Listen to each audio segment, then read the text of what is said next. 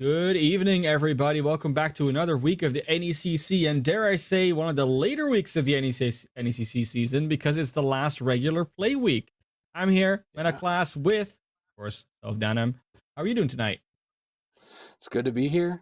Feeling great. I'm feeling excited because we got some real implications here, class. This is an interesting situation to be in. But before I even get to that, let's take a peek at what we think is going to happen because we polled some people. We took a look at some ideas as to who do we think the games tonight, since a lot of these are so impactful as to what they're going to be, and it's going to be like it's just interesting to get a vibe check here, right? It's interesting to see where we're going to go. Now, we're going to start with Ithaca College versus the New England College Grims. Both these teams in a position to make the playoffs. New England College sort of already secured mathematically, but Ithaca can still make it. That does come to like two conditions. A, they have to win their match tonight, and B, another team has to lose their match. That's always like the annoying one. I think it's Clark Gray that has to lose their match. Yes. Yes. It's always a bit tense to have to rely on another team to underperform or lose their match, which as the eighth team is a very real possibility, of course. But then you still have control over it. I mean, they still have to win themselves. If they don't, then it's all a moot point anyway. We can do math all we want, but you got to win matches at the end of the day. Yeah, you're right. And that's a tough ask in some ways because this Ithaca team's 0-7. They've not had the greatest of seasons. So, like, if you're going to dig deep and find something to pull out here, this has to be it. And 2-5, not incredibly, like, a dominant team in the New England College Grims, but it is, a team that has a few victories. They've secured their spot. So, given that, if Ithaca College wants to keep themselves in that, the first step is quite literally winning this game, and it has to be a pretty convincing win, I would think, too. Yeah, I think when we just look at the math, it doesn't matter how much scores they win. All I know is they need to keep it going, and they had their week off last week. That means that they actually should be very fresh. Maybe practice some secret strats, being able to watch a lot of VODs, extra prep time. All comes down to this, and the maps that it comes down to are going to be Ilios, Kings Row, and Route 66. If we need them, there will still be the opportunity for Numbani and Busan, and if we get a very rare situation for the sixth map, it's going to be Junkertown. I know those first couple maps are going to be very big for everybody, but big for everybody. Here's Ithaca Club Esports. We've got Lyle, Bry Power, Ladolo, Pit Viper, Wilbo Wagons, and Godstrike coming in. Shout out to Godstrike, at least from me in particular, who came from console Overwatch. So good on them trying to pick it up and come over and hang with us on PC. The New England College Grims bringing out here Coin, Shadowstorm, Jet, Party, Nillen, and Angel Day. Pretty big thing. They have a player called Esports 08 on their squad, not playing today. I don't know if that's tempting fate. If you're playing esports, might want to bring your esports player with you, but they're still the defending record holder in this matchup. Most of us also predicted them to win, but if New England College is kind of like, we already secured playoffs, it doesn't really matter for us. You can sometimes get that Ithaca win, that Ithaca power, just because they need it more. Just that mentality ready to just push you over the edge. And LaFon is under that impression that that's going to happen. Well, they can take the point progress first, point position first. They're running out with this Fire Mercy and the Junkrat, so a lot of explosive power, and they already lose their first player on the other side as a result. That comp out of Ithaca College reads comfort picks to me. There's a lot, it doesn't look like it pieces together in a lot of ways. Junkrat isn't necessarily the known dive hero, but this is a big spam damage comp, and you can see it. They've gotten control of the point, and now you can't really come in there, so they'll take this point early and kind of just roll it on. But New England College Grims, they've got this poke comp, and they're ready to try to pick this apart. We're always talking about mechanical skill versus general skill versus, team play. Like, where do these teams factor in? We look at the grand scheme of things. And when you look at Emergence Yellow, we do see a lot of these Mercy teams come out just because of the mistake that you can remake.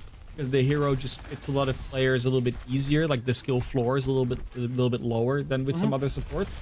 And then if you pair that with the Junkrat and the Pharah, both who can be quite annoying to deal with, this kind of happens, right? We just get run over by a lot of explosives.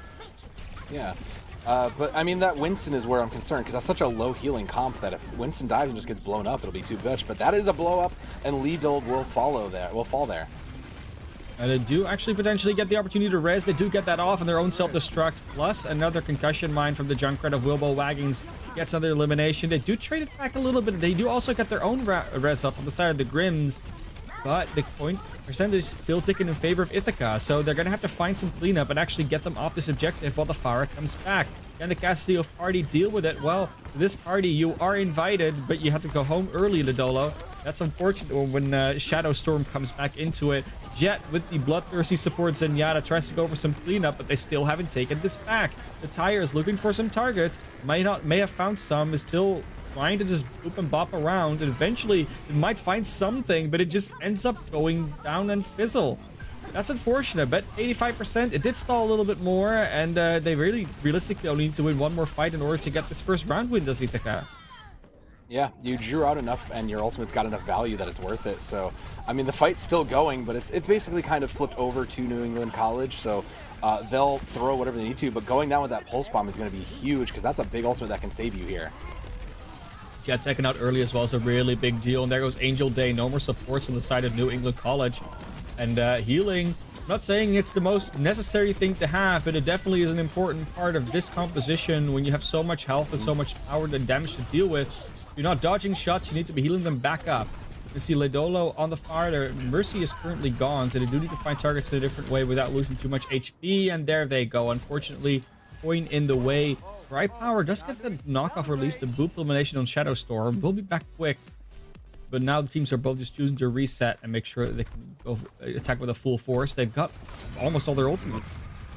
I feel like Ithaca should have called this reset a while ago because you just gave up 20-30% for basically nothing. They'll have 3 ultimates, 4, basically almost 5. So give it a second, get all your ultimates, go in, and that'll be your key to winning here, is just getting those and spacing them out.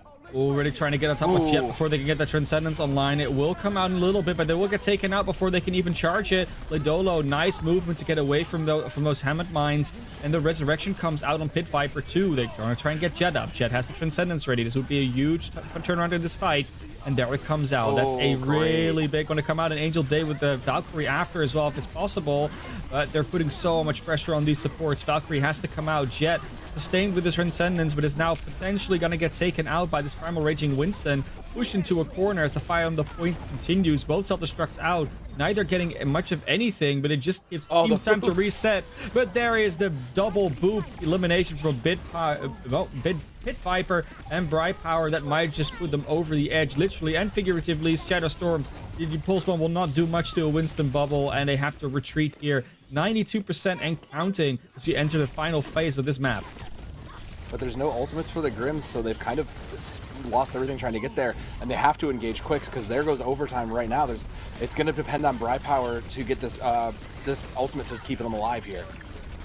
It will be online, can actually use it quite quickly. That is such an overwhelming health advantage, and with Coin and Nilan already losing essentially all their tank power, that's going to be everyone quick falling in succession. Ithaca had a very strong start to this map. Took a bit of a struggle to come back into it, but this is almost certainly done and dusted as the overtime ticks down. They take round 1 of Ilios. The name of the game for New England College here is picks, right? Like focusing out and getting these targets. You could see it a couple times on Pit Viper where the Winston would jump in, there'd be no support, they would just focus them right out, and immediately it'd be a 5v6. Keep doing that, except, you know, you gotta, the other thing that's important is punishing this Mercy. There's a Mercy on both sides, but when Godstrike is just getting more value, getting more reses off, and is going uncontested, that's kind of the things you got to keep an eye out for, is where's the weak link, who is not getting the support at the moment, and who can you collapse onto. And that is a tough make in this kind of high coordination comp like this poke comp, and they're going to stick to it. I guess it's a comfort enough pick, but Ithaca College going to decide they're going to play a more traditional, in some ways, well comp. We're seeing the aggressive tank line of the Hog Sigma here, and I think this actually kind of works here because you have these kinds of characters that can just sustain, so these lower healing supports can get a little more value out of it. They don't have, you're not really dependent on keeping a pocket. Oh, we already saw 2 environmental kill heroes in the last game. Now we're going to get another Roadhog with on the Ilios as well. It's going to be potentially problematic. And the Pit Viper, I mean, the name says it himself. I think that's going to be a fairly hookable team on the other side. Leodolo looking for some boops, for some rockets, for some damage in there, and the positioning looks to be a bit more dominant here from Ithaca College as the Grims have to back out into these corners. They do lose their Tracer. Wilbo Baggins no longer on the Junkrat, is already taken out, and Party is definitely done. Throws out the Party Popper on quite a few heroes already.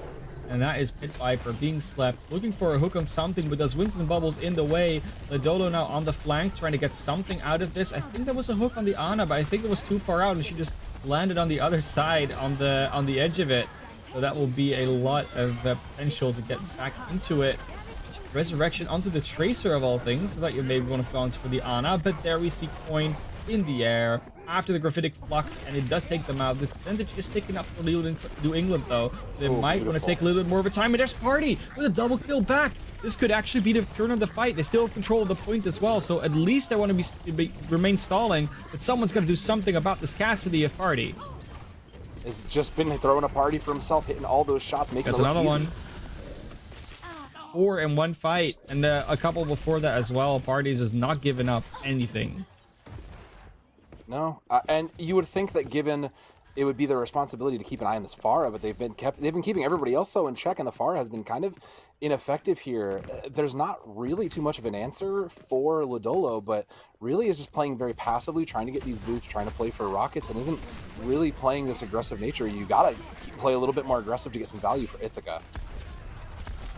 Looking for a barrage here on the Ana, who's made for a solo kill. Don't quite get the boop into the well, but there's the barrage. Maybe a little bit late, still gets jet, but that resurrection will be very easy to get out. And meanwhile, the rest of Ithaca is getting dismantled by the front line of New England. It's just flipping right back in New England, looking to keep this alive and go to round 3.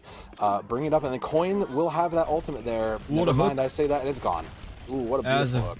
Very good hook to do, and Coin was already taken out on the other side by Pit Viper, the very, very aggressive Roadhog, and the flight was out. The boop comes in, and Nilan gets taken into the well. Nice Primal Rage out there from Coin. Might be able to boop. Nope, not boop a Roadhog in if you just get woken up by Party.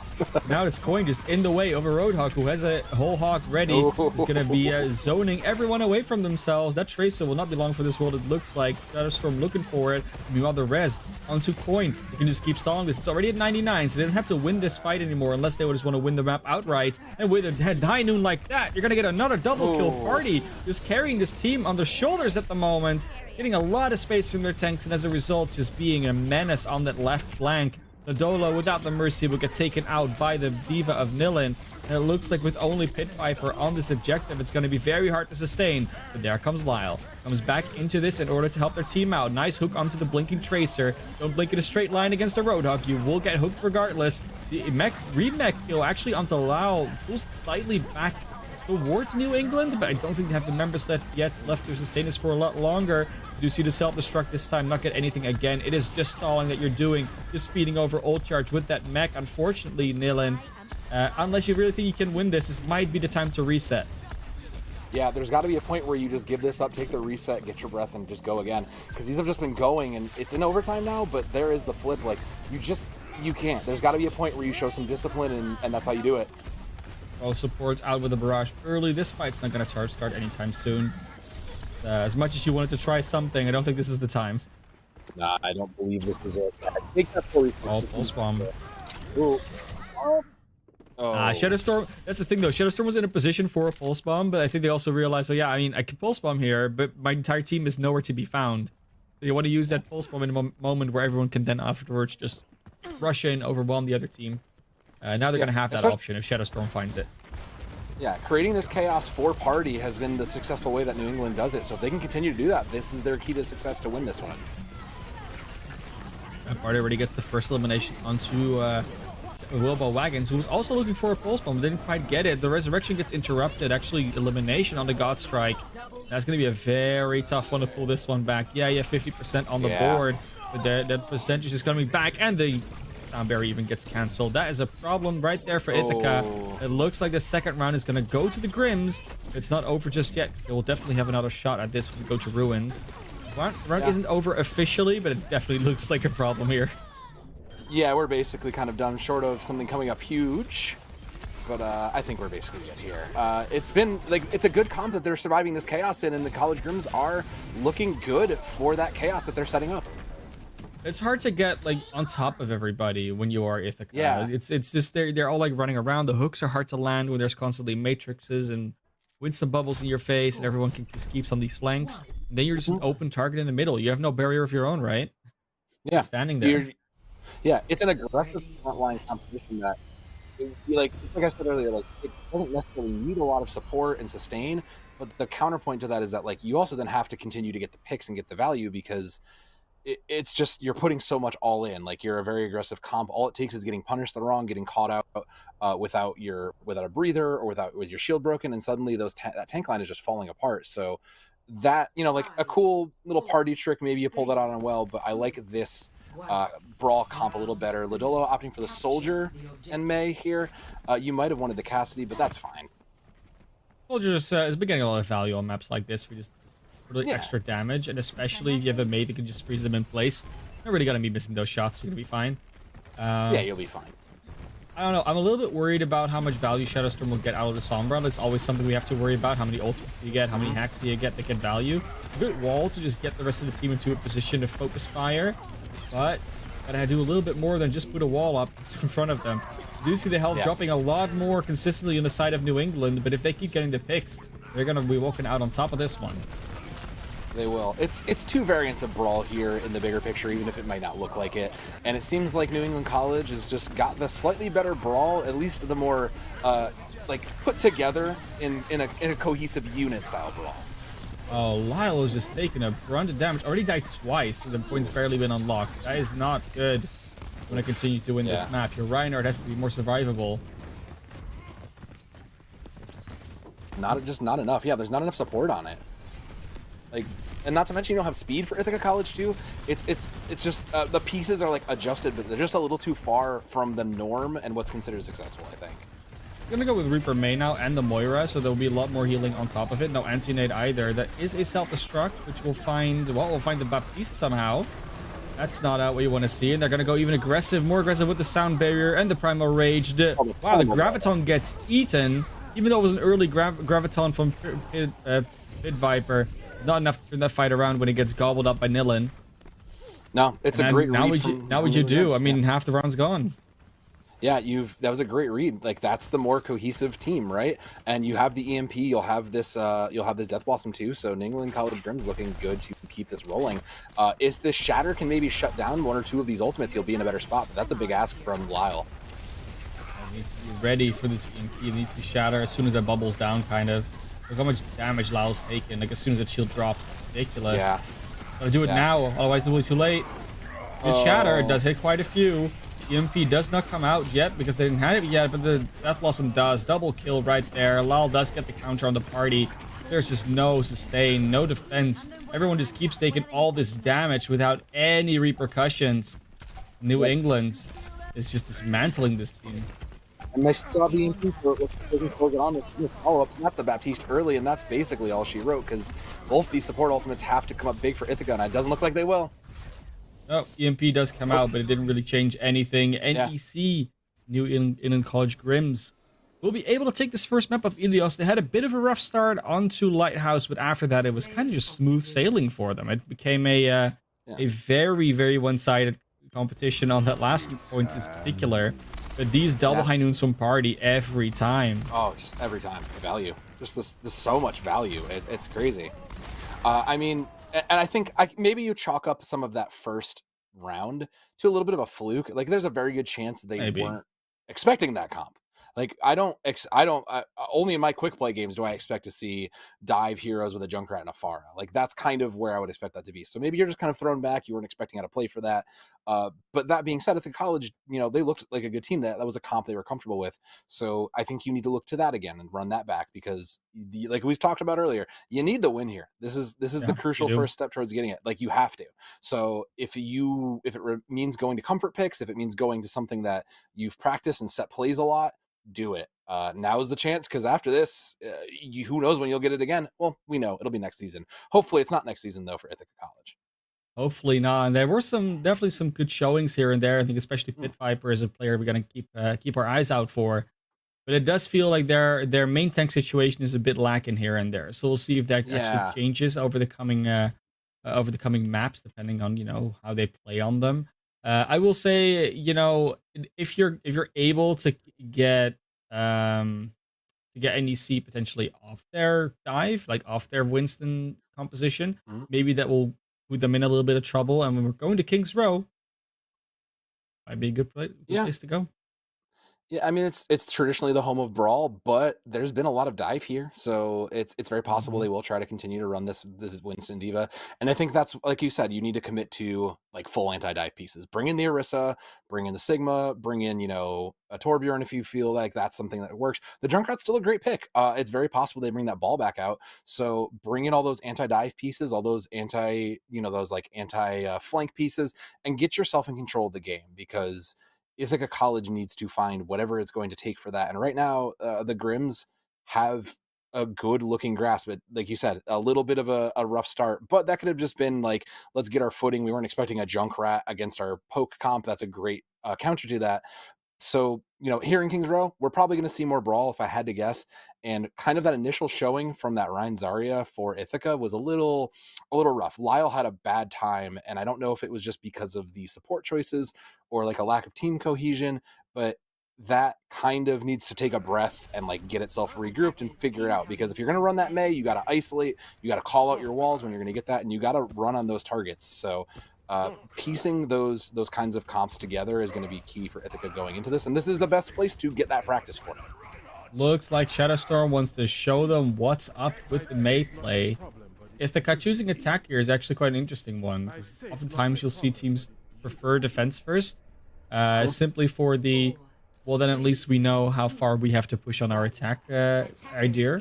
But Ithaca could set the pace here. Could get a strong attack. Coming out with the Junkrat capacity, and the wall's already used. Shadowstorm, I don't know if they did it accidentally. They pressed the button before anyone is even really there. Linden does get that first elimination of the Wilbo Wagons, which is not what you want to see, and Lyle, again, just gets dismantled by this team. It's like they have it out for Lyle, which is not a bad strat. No, if you know that you can take out a main support, that's a good strat here. Like, the main support is quite literally the spearhead to these Brawl comps, so take that out, and the rest of the team is basically free reign. And especially if that maid isn't getting, the value in the isolations or anything, and can't get a wall up to help support, yeah, that's a great pick. A lot of damage from Bilbo Baggins, though, already very close to this Riptire, so that might be a factor in this next fight as it starts here. There's immediately the move around the statue. They don't want to go into hotel, even though they might have a good shot at that with the Junkrat. But Coin goes too deep after that shatter. The immortality field saves too many members, and that's a counter kill on the both Shadowstorm and to Coin. Will be a little bit of a pick back onto Ledolo, and they do get the Reinhardt back up with a resurrection. But the point is well and truly unlocked in terms of positioning now for the attacking team. A little bit of shenanigan play there from the Junkrat, can go in with the tire. The immortality field is gone. It's going to be a triple. And that is Coin pretty much solo on the point with their other tank. I think the May is coming back in from Shadowstorm. This is a very good start, or at least a very good start to the end of this fight for Ithaca. If they don't mess this up now, and when they take out Coin and Shadowstorm, I don't think one Diva Bomb is going to make the difference.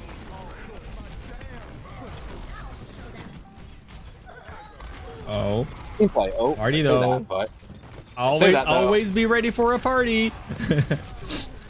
I don't think they're gonna do it with the two of them. He's not gonna commit that, no. Yeah. Very disciplined there. No. It would have been fun. Now, of course, we saw the last Deadeyes get value, and no one was looking at them, and people would have been looking at them this time. Yeah, that's an easy spot. But again, so this is that comfort pick from Ithaca College. This Junkrat looked great. They got value before. They're getting the value again. This fits better into this Brawl comp, and I like it. Keep this rolling. They've got 4 minutes on the clock. They can keep this moving. They do. I mean, it's a good start indeed. They had a little bit of a rough first attack, but then after that, they just kept on going. Already losing Wilbo Wagons, though, is a lot of counter pressure that you put in, and the defense immediately charges in as a result. They don't have to worry about Junkrat nades anymore. And with Angel Day on that Mercy still, I mean, she's providing a lot of confidence, because if you can always resurrect these players and get the damage boost and just single target healing, that's a lot to fight against. Yeah, it's a great pick, especially around this level. Normally I would nade Amanda Lucio, but it's good here. Such a good Blizzard. I mean, the sound barrier does save most of that team, but if your Lyle again gets taken out, you're gonna be in a problematic situation. Immortality field doesn't really help anyone really on that defense team. It gives them a little bit more breathing room, I guess. Coin just gonna be holding this joke with everything they've got. Oh, the Death Blossom, it almost came in, but there's a flashbang, of course, in the face. Lidolo, you can't do that when there's no one else pressuring that team on your side. Pit Viper has the Graviton, though. Won't get it off this time. Doesn't get eaten, but there's no follow-up. No one is there to really capitalize on this, and Pit Viper, as beautiful as that graph was, might have been a wasted effort. Yeah, you might have wanted to take that back. Again, like, this is the point where, like, you're drawing out these team fights, you think you can push this, but you gotta take a minute and just reset. The Mortality Field is gone from Jet, though. This is the opportunity for Wilbo Wagons to throw out another tire, potentially get another triple kill. Would be a very logical thing to do here when, like, again, the Immortality Field's gone, no protection, aside from maybe a Reinhardt shield. Wilbo Wagons not really looking for it, though. They're just poking away, which I kind of feel like they might look for the barrier to be gone or something. Shatter gets blocked. That's a good thing. Self-destruct. Won't get anything, but they do have to be careful about the rest of the team in their backs. As Wilbo Wagons finally chooses to press the Q button. We were waiting for it, but the Fire Strike gets it. That's not what you want to see. Coin will lose their life for it, but it's still a tire that doesn't get exactly what it needed to. Maybe it was a result. I don't know. We'll get a sound barrier off, but unfortunately, it's not going to be enough to defend their Junkrat. And with that Graviton once again getting minimal follow-up, it is going to be a... Oh, the Shatter! It's huge! Oh, it's huge! I thought that fight was going to be longer, but the Immortality Field has to save everybody now. When it does, Party, once again, with the clap back up to Cassidy. And it will be a lost fight for Ithaca eventually. But those are a couple huge plays in a row, all that netted, like, their individual values.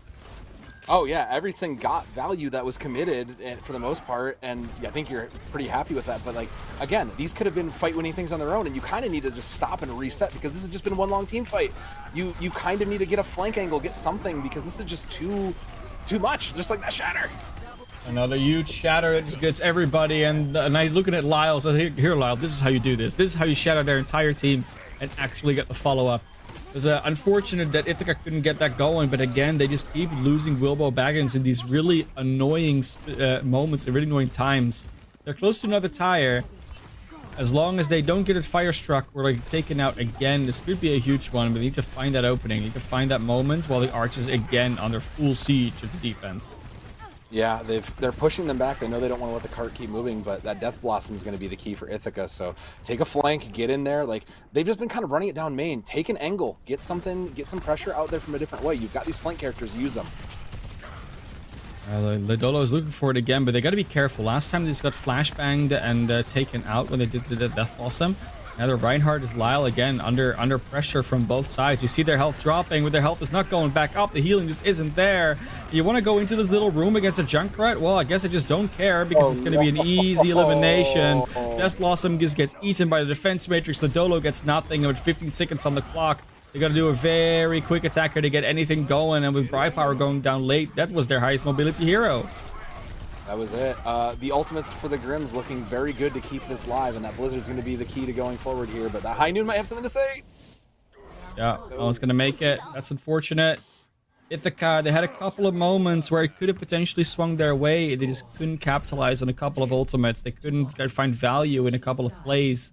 And New England College does not seem to want to have Ithaca in the playoffs. No, they want to continue. They just looking good. They look like they've already secured their spot, and they still don't want to give that up. And I gotta respect that. You know, there's a place to get complacent here. Like, once you've made it, there's kind of a sigh of relief of, well, we're in. Let's not worry about this. But you know, there's something to be said for continuing to play at your best to keep yourself ready going to these playoffs. And I like that. I think that's the great clutch play. And now they've only got to get it. They don't even have to get it all the way through B. They have to get it halfway through Streets phase. So they're looking in a good position. And as long as they can keep these comps and these ultimate pairings looking good together and continuing to get value, setting up Party has been a great success for them. They'll continue to do this. And Shadowstorm probably is going to get a couple easy looks there, maybe a quick pick and go. But Ithaca College, you know, they are committed to trying to make this stay on the capture point segment. Lidolo on that Bastion. Okay. You know, it's a lot of firepower, but you know, this is the time. Like, let's be real here. It's at that point in the season. You need to throw out anything you've got, any ideas you've got. So I like this. Let's make it work, and let's see how long they can make this last, because these kind of comps tend to fall apart quick. When in doubt, you go Bastion, and when the Bastion dies, you just resurrect it with a Mercy. That's how it works. freebie. You get the 1 elimination, and now you got to keep that Bastion alive. Ladolo is going to show what they're made of. Maybe supported properly. Already slept again. Was get headshot. Oh, the second shot misses. There could have been Ladolo dead twice. They're back in position, back in the game. The rest of the team tries to progress. They tried to find the angle where the Widowmaker cannot see them. I think they found the angle. The rest of the team is going to bait the enemy into it. We get the D-Mech on the D.Va here, healed back up, and that's just a pilot D.Va in trouble. Party coming with the Cassidy, but the healing is too much, and that's going to be a free elimination for Ladolo. I mean, you know, if they can't take out the Bastion because the healing is too much, then you're going to be in happy campers on the Ithaca side. Yeah, you know, these require a lot of resources and team play, and they're making it work, so good on Ithaca. Another good shatter from Coin, though. They might not have enough of just the Bastion to defend against this. Coin with the Nano just gets a big swing and gets another 2 eliminations. Wow, they actually get the Pit Viper res off. That's huge. But the Bastion's gone, the Mercy's gone, the Baptista's gone, the Reinhardt's gone. And that is just New England College with Shadow Storm at the back. I would say at the helm, but you know, mentally maybe at the helm, I guess. Definitely able to stop the defense there. They're gonna go over. Ladolo close to that ultimate, so it's Wibble Baggins. Yeah, they have those DPS ultimates, so they're looking at that. The Winston's an interesting choice. They're not sure what the idea is because there's not really a way to sustain it. All your resources are in that Bastion, and you kind of need to continue to play. I think we're talking about diversion, comfort, a lot of combinations there. They do already get the double kill to start off with, so as much as Party wants to do, oh, the Matrix is just enough to get the resurrection on Jet off. That was ridiculously close. Party is now under pressure in the library. Yep. And he's basically isolated, so you gotta kind of like, again, all resources in on Bastion. You gotta make this work. Get the shatter off, the solo shatter the Bastion. The Fire Strike gets a double kill from the Tire. But there's a big Fire Strike kill on the other side, so the resurrection was definitely necessary. At this point now, it's just under control of a lot of different players at the same time. Both teams needing their position on it. Pit Viper close to the Primal, but not close enough to really risk it here. As Lyle comes back in on the Roadhog. We'll be fine, actually. Has the whole Hog ready for some zoning. Gonna use it straight away. Oh, that self-destruct is going to be big, though. That is a goodbye Roadhog, goodbye Mercy, goodbye Winston. Ooh. And with a 6v3, this is going to be a very hard ass to hold. No, and everybody's still coming back with 3 ultimates. You know, one of them not really that important, but the sites are going to do a lot because now they'll be able to plan accordingly. The Junkrat is not able to do anything. Ladolo just fell to the ground, and that is the map completion. New England College Grims going with a 2-0 after our first 2 maps. At Ithaca, their playoff dreams are starting to evaporate by the second. It's been moments of shining, and you can see where this team can look good. You can see where they have these strategies. They clearly put some time and energy into practicing them, and they have concepts, and it's just these small cracks that New England, the Grims, they just kind of exploit and then find value in. So if that's going to be the case and that's going to be the story here, the Grims are just going to bring us home 3-0, and Ithaca's unfortunately we're going to have to check them next season, but we don't want that. We want to see more. Give us more. So Ithaca, keep digging. What else do you got? We've seen some Bastions. We've seen some Junkrats. There's got to be some more comfort picks. There's got to be some more strats you've got kept in your bag. And if you've got anything left, pull it out. This is it. You got one more map to make this and keep yourselves alive. Show us what you got. We want to see what you got, Ithaca. We're going to throw to you a quick break. When we're back, you're going to have plenty of time. I had plenty of time to at least talk about it. Maybe bring us a new strat when we go to Route 66.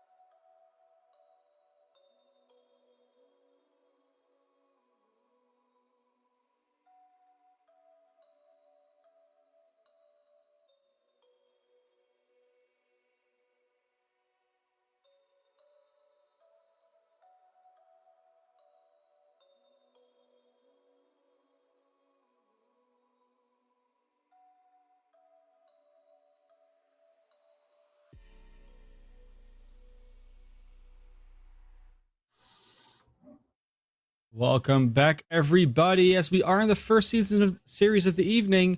In the last play week here at NECC, it might look to even be a short one. So, I mean, 2-0 down. What's Ithaca gonna do?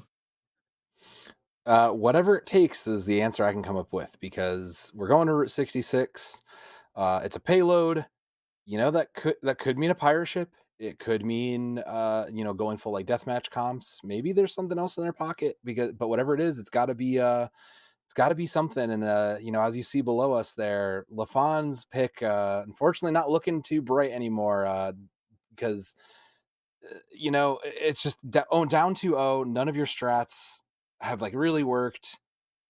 You got to dig deep in something. At a minimum, take whatever you're comfortable with and just work on the teamwork and work on the cohesion. Make your calls clear. Just give Yeah. it your all right now because this is gonna be this may be the last time we see it for a little while. Yeah, like I'm starting to wonder whether or not it's been a smart pick from LaFon. Although I do think that he wasn't the only one. I see a couple more votes here. It was Juggle God also voting for Ithaca. So it might have been wishful thinking, might have been just a lot of faith in the thing. Might have been everyone goes with A, so I go with B. So if I win, I get more prediction points. Yeah. Also, sometimes a strategy to do. But it does Yeah. look like right now Ithaca, it was not the right choice to go with as we go to Route 66, potentially the last map of the series, and for Ithaca, potentially the last map of the season. Yeah, and this is a tough map. It's not necessarily easy to run brawl here, so those kinds of brawl comps that we saw in 66 don't hold up as much. But what does hold up is those poke comps we saw out of New England Grims, and it looks like we are going to see that again. This kind of ball diva, again. But I think I called it. I think we're here. I think my prayers are answered. This looks very like this is a turtle. This is a big turtle comp from Ithaca, and it looks like they want to do this here. So maybe they'll run it on attack. But I like this double shield comp. It's a little still all in on this on this bastion, but it's more defended. So now it's going to be a harder dive to. It's going to be a harder break for New England Dream College, and they may just swap up when they see this. Coin just rolling around, being seen like, hey, this is going on. Gonna most likely attempt the roll through to try and get them off that high ground with the ball, but has to be quick about it. Otherwise, this might not let too much. But they get the full roll through. No one tried to even stop it. No rock, no halt, no nothing. And that is just an assault from all the dive and the mobility heroes coming out here. The resurrection even gets cancelled onto Pit Viper. Oh. They do have the Bastion set up on this high ground. There's a lot of damage to the tanks, but the tanks is all they're hitting right now. Shadow Storm gets the elimination, and there's no resurrection left. This is going to be a tough one to defend now that their entire plan just got disabled by one Wrecking Ball.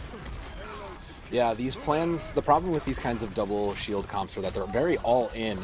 And once that bastion falls, it's kind of just, what do we do? We put all our resources in this one thing, and now we have to kind of recover, and they will give up that bastion and try to spread this out a little bit. You're playing now the pharmacy out from that shield, so interesting choice, but it may work for them. It may very well work for them as Godstrike 100 is trying to keep this alive, but the Valkyrie goes in for the resurrection. Doesn't get taken out, so actually managed to get Wilbo Baggins back up. The roll swap now coming out. Wilbo Baggins on the Sigma as Lyle is still on the Orisa. Pit Viper on the Doomfist, really trying to save their team there with the DPS tank swap. It's not enough just yet. They are holding for a little bit longer on this point than it maybe was looking like. So that's a good thing with that pulse bomb is going to hit. It actually hits Shadow Storm most of all, but not the tanks are not going to be much longer for this world. Wilbo Wagons out of that, and that's first checkpoint taken by New England. I respect Ithaca's scrappiness and their desire to try to hold out as long as they can, but there's some point, again, like where you gotta just decide, like as a team, all right, this is lost, let's regroup, move on, and do this. And it tends to be too late because they've already committed a couple ults to that. And the Grims are gonna swap back Shadowstorm over, giving up the Tracer, going to those beautiful sight lines and that Widow where they've had success here. It's gonna be tough with those shields, but I'm pretty sure they'll find what they're looking for in those shots. 4 minute 10 on the clock, looking for shots again. Shadowstorm was doing a good job before. Now on the Farak, hits 1, hits 2, hits 3 shots. Eventually we'll take them out. I do think there's a resurrection still online though, so Lidola could potentially be taken back on, but Godstrike is just too busy healing the rest of their team up as Pit Viper falls too. Transcendence is out for Jet. Just want to make sure that no one else is gonna die. I don't think that's gonna be a worry anymore when everyone just falls to self-destructs and mines and just natural fire out of sight from the Grims. Yeah, you are. The problem with these matchups right now is that like Ithaca College is kind of just hard countered in some ways. It's you're just so easily surrounded, you're so immobile, and again, like it's a tough ask because now you got to even push through here, and if you can get through and push this cart, you're probably going to suffer some losses just getting it. For Wilbo Wagons to potentially get something going here with this Flux, but he just needs to not get stunned. Okay, Flashbang is out. This is the moment. This could be the time where it gets some value, but Shadow Storm is just unleashed on this Widowmaker. They do get the coin on the ball, but that's about all they're getting at the moment as they just get dismantled by the Grims. Unfortunately, Ithaca does not seem to have found an answer that they were looking for in the break. Nope, and I like I liked the idea initially. We were very all into this Bastion, but now we're realizing, all right, it isn't working. We're bringing in the Diva, we're bringing in some other answers, and this is better. This is that big. Now we are adapting to a full, true, like, anti-poke comp, and this is better. So if Ithaca is going to have a chance, these ultimates and this comp combined, this may be their path to a stall. All right, try and find their way onto that, but it's not looking to be as easy just yet as Lyle again falls super early before the fight even starts. Oh man. And fire gets laid into them, and Jet on the Zenyatta. I mean, we saw it earlier in the series, but now it's just absolutely ridiculous how much value they're getting from it. Yeah. Transcendence out just to get away. Like, that wasn't even to save their team. They was just get out alive. Yeah, just to get out. Yeah, just to keep it going. I mean, that's the confidence they're having at the moment, and I don't blame them. Godstrike just gets taken out, head to the dome. Lyle as well just basically got back from spawn. He just gets deleted once again. Nothing is happening on the side of Ithaca. They can't get anything done. No target can be focused. No headshots can be found. And all they're doing is just falling by the wayside as another self-destruct gets a double kill. Party on the high ground with the high noon is going to probably close this one out. There's the Q. There's one kill on Godstrike. No, actually gets taken out before they can push the button, but Godstrike falls regardless. And with those two falling, there could actually be a potential for the defense to hold here if they can get some more value out of this. The card is being contested. It's very close to the end, but it is being contested. The Mortality Field buys a little bit more time for maybe some more respawns to come in. And they do actually come in, but they need to find some more value. They need to find some more of those picks. If they can't do that, this might be a very hard one to hold, but it looks like they actually get a couple more and are managing to stabilize. Ithaca not down and out just yet.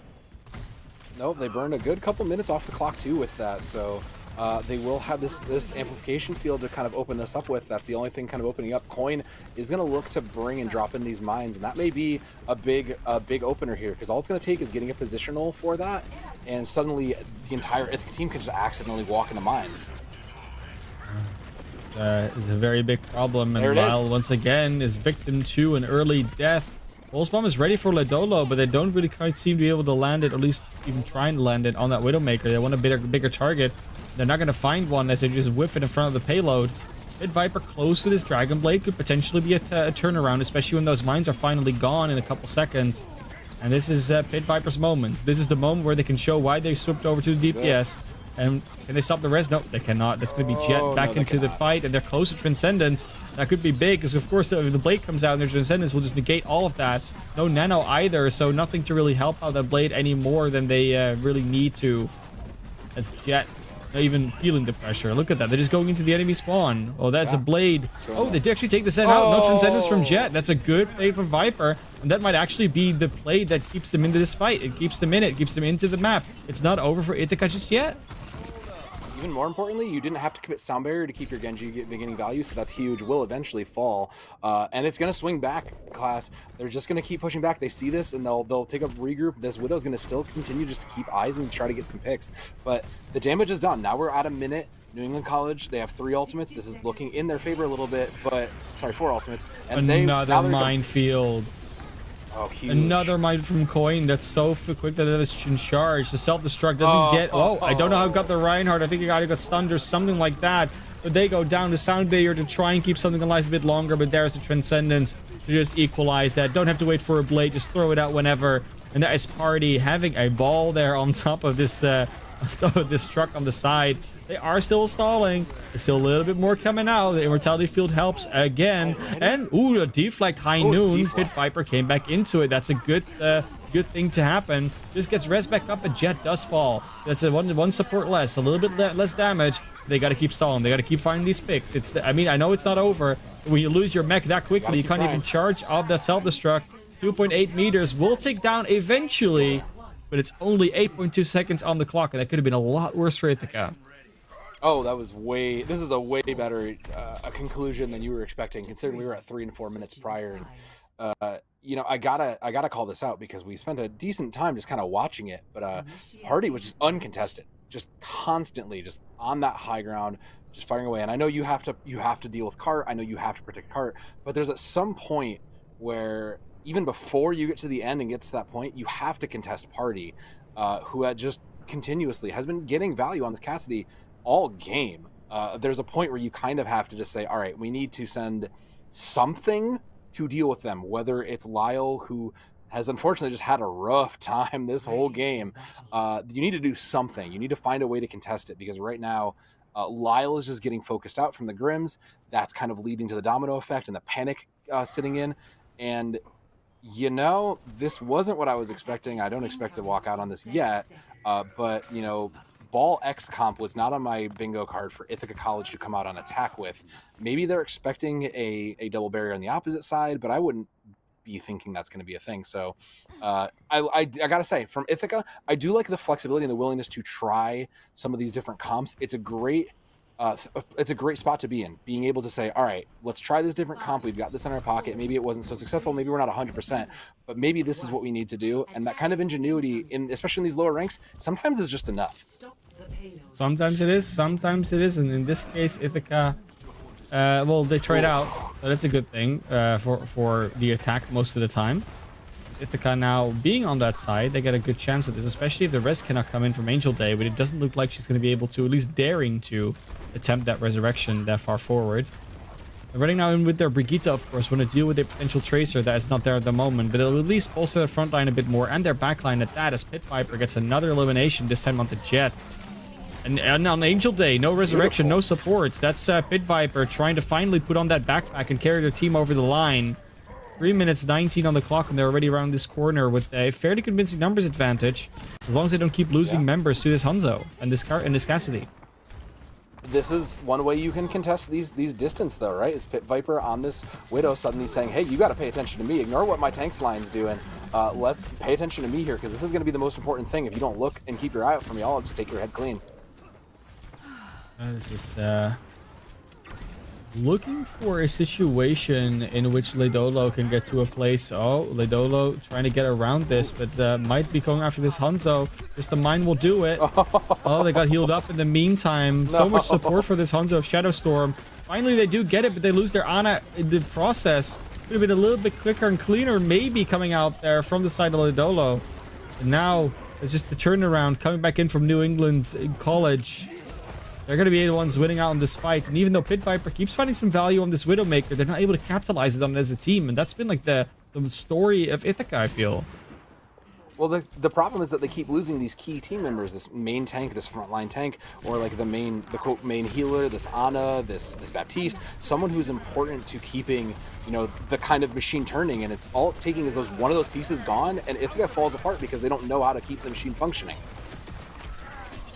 Shadow Storm taking out Pit Vipers. Good early start for them. Godstrike also out of it. Yeah, I mean, this is not even a fight. They just get a couple of picks and they have to wait again until the attack comes in. Ledolo with the tire, though, might find something. Gets the Mercy out of it. And has Shadow Storm falling in the tunnel as well. It's a good start. Wilbo Wagons now with this Roadhog trying to get some value. Just gets smacked to the face by the Reinhardt of Coin. And Pit Viper now in a position to potentially start carrying it again a little bit. Just get Party out of it, so no more real DPS on the other side. But if you just have a Reinhardt walking forward with full support, there's not much DPS that you need as a team. That's all you're going to get, is the hammer in the way. It's the problem with this front line of Hog Sigma, right? Like, it's a very strong, aggressive front line, but it falls really easily to just a Reinhardt that has support and walking. And that's what happened is Coin has been having incredible support from the rest of their team, and they're just enabling, saying, all right, cool, there's nothing in your way, just go, we got you, we'll support that. And you can see it time and time again. We're not even at A, and again, they're back pushing to hold where the cart started. Nope, cart not really gonna make much more, and Jet as a Baptiste can just walk into their spawn, get the elimination on that Roadhog with Wilbo Wagons. The That's bloodthirsty support unfortunate. story definitely just keeps continuing here. I mean, it's hard to really find what the real carry or the problem is of the New England College side because they're all getting their value. Maybe Nillen doesn't feel like it, but they're just constantly supporting this Reinhardt and the DPS and the supports. They're getting in troubling positions. So much value out of that. Now there's so many ultimates left. This is going to be the Shatter, the Dragon. Oh. Jack gets in there a little bit with the Baptiste again. And with 13 seconds, I doubt they can even make it back to the cart with his full team wipe coming in. Yeah, I mean, they respawn in 10 and then they just, no, they won't make it. This is it. Ithaca officially eliminated from this season of NECC. They won't be able to go to the playoffs. They won't be able to try and prolong this this journey that they're on and cement themselves a legacy. They're going to come back in the future season and see if they can do a little bit better then. For now, it's New England College Grims that definitely are going to the playoffs. We'll see them soon in their 7th seed, most likely. And see what they got in the Emergence Yellow Conference. You know, all things considered from Ithaca College, it's unfortunate to see them go. It's unfortunate to see them drop into that spot. But like I said, there are a lot of pieces from Ithaca College that looked really good. This kind of diversity of comp is a great thing to have in that kind of a team situation. Being able to say, all right, we're getting bullied by this brawl comp. Let's just make our team swaps. You see this in Overwatch all the time where you'll poke out, look and go, oh, they're playing double shield. Okay, let's bring in our poke comp. Oh, they're running brawl. Okay, cool. Let's bring in, our dive comp and find the weak target. Those kinds of comps and those kinds of decision making are very crucial for this game in particular. But the other pieces have to come with it. So, take the season, work on some skills, bring your communication up, and you'll come back even stronger and you'll take us by storm too. It is how it works. Storm is the name of a team that's currently doing very well in the collegiate scene. If you haven't heard of them, look them up. But for now, this first match between these two teams is over for the night. We're gonna have at least 2 more. Next one's coming at you in about an hour. Will be RPI, so the Rensselaer Polytechnic Institute Team A versus Bethel University. They're kind of coming at you in, like I said, in about an hour. It's the Champions Yellow Division. And that's going to be a really spicy one. These teams are very close together, and I don't think any of us can really call who's going to come out on top there. So hope to see you soon, and enjoy some more NECC action. Take care.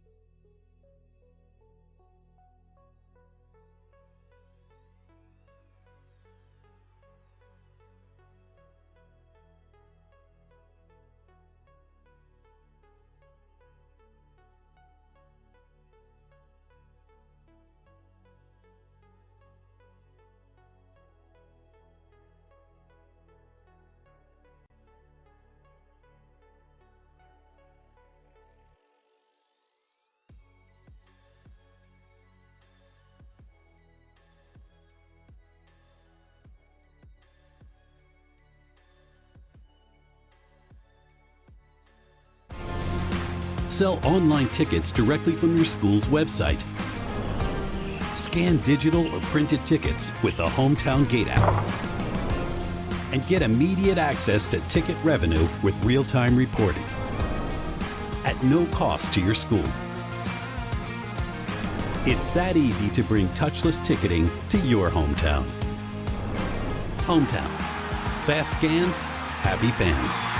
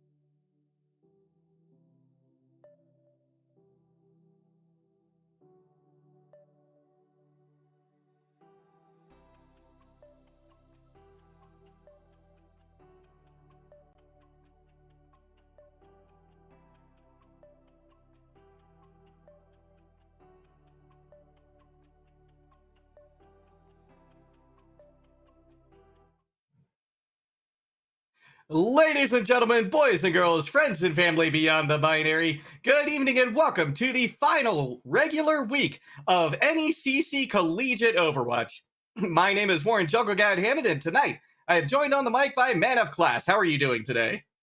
I'm doing great. I already had a series, had a little bit of a break between, so all ready to be fired up for this next one. And I mean, out of the three of these, I think this was the hardest one to predict for everybody. So Yeah. I'm excited to see who's coming out on top of this one. Yeah, as am I. We were chatting a little bit before the broadcast, and there's some obvious things that we can talk about. RPI is 8-0, Bethel at 7-1, right? But there's some interesting dynamics when you look a little bit deeper into the stats, right? Where we see that Bethel, the only maps I believe that they have lost were in their loss to Ottawa Garnet. Whereas I believe you were saying RPI, they've lost maps throughout the season, so it's not as cut and dry as to who is going to come out on top here. It definitely isn't. Just because you lost that one series, which was even a 3-2, so it wasn't even like a full-on loss, doesn't mean you're necessarily going to be losing against the team that did beat the other one. And especially when you look at the maps that we have today, other than Kings Row, they're not the maps that you see teams pick most often. So that always throws a little bit in the wrench of the plans of a lot of teams, where it's like a little bit more out of the ordinary. And when you look at the week by week basis, a team state of mind, a team's performance always is so drastically can differ. So let's look at RPIA's roster, because they have a B team too. This is their A team. Tivatron, Bigfoot, Declan, RJ12345, Z-Hobo, and Bluesy, or Blues, if you want to call them that way. It's a fun lineup, and they have been undefeated this season so far, so maybe they can complete the streak. Maybe they can. We're going to take a look at what the Bethel Pilots are rolling out with for their starting lineup. We're going to have Zach, Red Ninja. Red Ninja is somebody who I've had my eyes on through several matches. Momo, Quibsy, Big J5, and Kuda. Kuda, another player that really it brings back memories of some strong play in previous matches that we've seen them in. So really like both of these lineups, both of the starting rosters rather, if you will, for these teams. And yeah, can't give one an edge either way, one leg up in this competition at all. I think it's just going to come down to how they play out here. And you mentioned that the maps aren't typical, right? The maps aren't necessarily the typical ones that you see outside of Kings Row. So I think that makes it all the more interesting, right?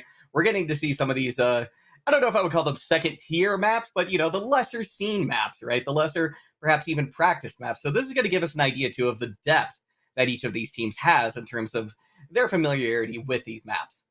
I can already see the prediction of the casting roster for tonight in the stream is a little bit split here. It was already last match, and I will say last match you were also disagreeing with me, and I won that one. So let's see if you can get the draw here, or if we're gonna just take it away from you. I mean, I'm just gonna go with the on surface prediction. The 8-0 versus 7-1 team are gonna take the A&O team. But I don't know what your logic was for the other one. Well, I think the fact that they've lost, very few maps at all this season, that says to me that this is a team that has just consistently performed at the highest level. They had a slip up last week, but I expect them to be on their A game here to take out RPIA. But we're going to see whether or not that's going to be the case in a few short seconds as we take a quick peek at what each of these teams is rolling out with. I mean, Declan on the Sombra. I mean, that's something I'm definitely going to keep my eyes on. The question is who we can really hack outside of the tank line. They're going to be the ones that are going to be closest most of the time. But EMP charge, what it's always about when we talk about these Sombras. How quickly can you cycle through them? Exactly. And RPIA rolling out with a very classic 6-man dive, whereas Bethel University on this much more disruption-based competition with the Wrecking Ball in tow. Big J5 looking to get in a little bit of damage to start things off, but it's going to be Tevatron who falls first for RPIA. RJ now looking a little worse for wear as well. They're going to have to back off, use that Wraith to get out of danger, but no, they stay in it a little too long. And with a little help from the off tank and Big J5, this first point going to go to control of Bethel. Bethel starting off strong. It was a very aggressive forward position that Tevatron took, and got punished for that quite quickly, and the rest of the team just wasn't there or wasn't unable to really support or dive on a different part of Bethel. And honestly, outside of Zach, there isn't really anything that they can properly just engage on. Everything is very mobile, very evasive. So there's going to be, especially for the Reaper, a lot of trouble into actually finding targets to go on. You're absolutely right. And, that's, I think we have to say as well that, the Anna may not be mobile, but she's got so many tools to defend herself with. The anti-nade, right? The sleep dart. But it's going to be RJ now putting their focus into Big J5, who has just duplicated the Diva. They're going to be able to get that self-destruct online. They're going to go ahead and launch it with 2 players already off the board in favor of Bethel University. This fight's looking to go their way once again. But Zach is taken out, so the main source of healing now is down. And with Shobo popping that Coalescence as well, that's going to be a lot of problem and a lot of damage coming in. The minefield, though, going to strike first. RJ out of the fight, but Quibsy follows very shortly thereafter. The pulse bomb does connect. Declan gone, so now no more DPS for RPI. 60% on the board for Bethel, and they are primed and ready to continue holding this point, especially after the res onto Big J5. Looks like this point might actually flip towards RPI if they can get some quick respawns, but they're not coming in anytime soon. It's just Bigfoot on the side is going to reset off the map. And now we can actually look at the old situation. A lot was invested from Bethel. Basically nothing from the side of RPI. They use the Coalescence. That's one of those quick charging ultimates that just used for... Like, it's useful, definitely is, but it does feel like a bit of one of those... It's like a pulse bomb ultimate, you know, just charges all the time. So right. yeah, a lot of ult advantage, but unfortunately Declan just getting burst down by Zac before they can translocate out. They do get Big J on the other side, which is a great pick. That it is. Now, I'm going to be curious to see whether or not RJ's finds an opportune moment to use this Death Blossom. We're going to see Kuda taken out of the fight. Zac follows shortly after. No supports left for Bethel University. This should just be cleanup crew now for RPIA.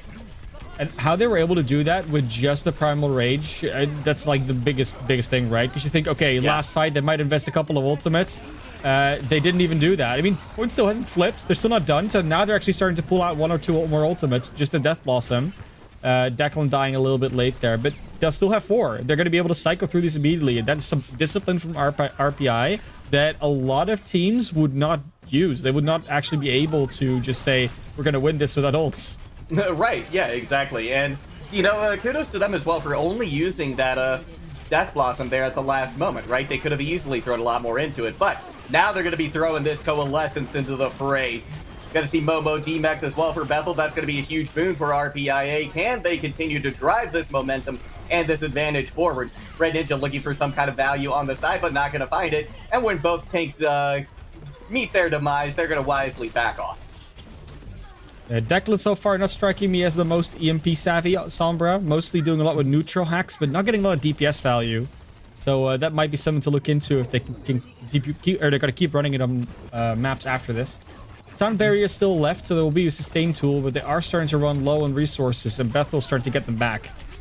Yeah, that they are. This I was going to say that Pulse Bomb going to have some effect, but Declan going to be able to neutralize that post haste, and in fact get a pick onto Zac as well. The 2 members of Bethel University who had ultimates ready to go. So that is tremendously good focus fire coming out from RPIA and Declan in particular. Quipsy going to go down after being hacked as well, and with that, 70% now on the board for RPIA. We are heading into last fight territory. Yeah, finally... These fights are starting to look a lot cleaner from both teams. I mean, Bethel losing them so far, but they are starting to look a lot cleaner. And that was a bit of a troublesome occurrence in the earlier game where everything's kind of kept going back and forth, very chaotic, lack of target focus, etc. And RPI seems to have found their rhythm in terms of who they're going after and just collectively taking target after target down. That they are. They really seem to have found their footing at this point. Now we're going to see if they can turn it the other way. That is Bethel. The Nano Boost is committed, but the pick is there onto the Ana as well. Shobo doesn't look like they're too long for this world, but a couple of big picks coming in now for RPIA. And they're going to be able to snowball this into a victory. It's just going to be Quipsy rolling around on point, spinning to win, but that's not going to be the case this time. As overtime starts to tick over, they're going to be DMEC sent back to spawn. It's just Zac trying the touch point. Declan meets them, and that's going to be the first point going to RPIA. They had to come back from behind, but they definitely were able to do so. Like I said, it was all about that clean execution, the target focus for the entire team, and honestly, them not winning that one fight where they took back the points, not using any ultimates there. I mean, just the Primal Rage, that really set them up for at least a couple more fight wins after, and they were able to keep cycling through those ultimates effectively, so that Bethel was always on the back foot, if not just on the even foot at most. So very nicely done from RPI coming back into it after that chaotic start. Let's see if they can keep that up, especially when the maps change, and maybe some picks will also swap around for both teams. Yeah, this is an interesting swap that we're seeing from RJ, going from the Reaper over to the Genji. I imagine they're looking to take a little bit more advantage of this high ground here, but that's going to give them a lot less frontline damage, and so many resources going to be needed to put into it. So it's going to be curious to see whether or not they're able to do that and enable RJ on this Genji. We're seeing Bethel University take a high ground approach, whereas RPI is trying to slink around the bottom to see if they can get underneath them without taking too much chip damage. RJ already finding value. Zac out of the fight. That is a huge pick in favor of RPIA. DMEC going to come in, though, onto Bigfoot. They're going to be down to about half health. Can they sustain long enough? Hack comes out on a moment to see if they can take them out of the Mac as well. Red Ninja now looking to get some damage into the back line of RPIA, but not finding exactly what they're hoping for. really major fight happening over here on the mini health pack. In the meantime, the point has been captured by RPIA, but this fight is far from over. Cavatron does get another pick on the Zac, so Zac having a very hard time right now staying alive. This is overall definitely a fight win coming out from RPI, but the ultimates have been charging much faster for Bethel. If they're able to re-engage quickly without giving too much ult charge or anything really over to RPI, they might be able to just explosively take that point back. The one thing they need to be careful about is not over-expending ultimates. Yeah, they certainly do. They're in a position where that could easily be the case here, and if they spend too many, RPI is going to strike back with a fistful of their own next fight. Quipsy looking to put a little bit of pressure on the point initially. Possibly going to drop this minefield. No, they're going to wait for it a little bit. We're going to see the fight breaking out once again over near the mini health pack. Big J5 has duplicated the Diva, but it's going to be the blade that strikes again from RJ. Zac down and out of the fight one more time. Declan gone with the EMP, this time in tow. The res will come in onto Zac, but once again, they're picked off post-haste. And with that, RPIA doing a great job of cleaning things up, but in the end, it's going to be Bethel University that comes away with the point. They do eventually manage to sow some more chaos. Make sure they get in there. They do overuse a few ultimates, I'd say. Especially when you look at the ultimate difference right now. RPI still pretty much having everything on the board aside from that blade. They're going to probably feel that one in a little bit as Bethel.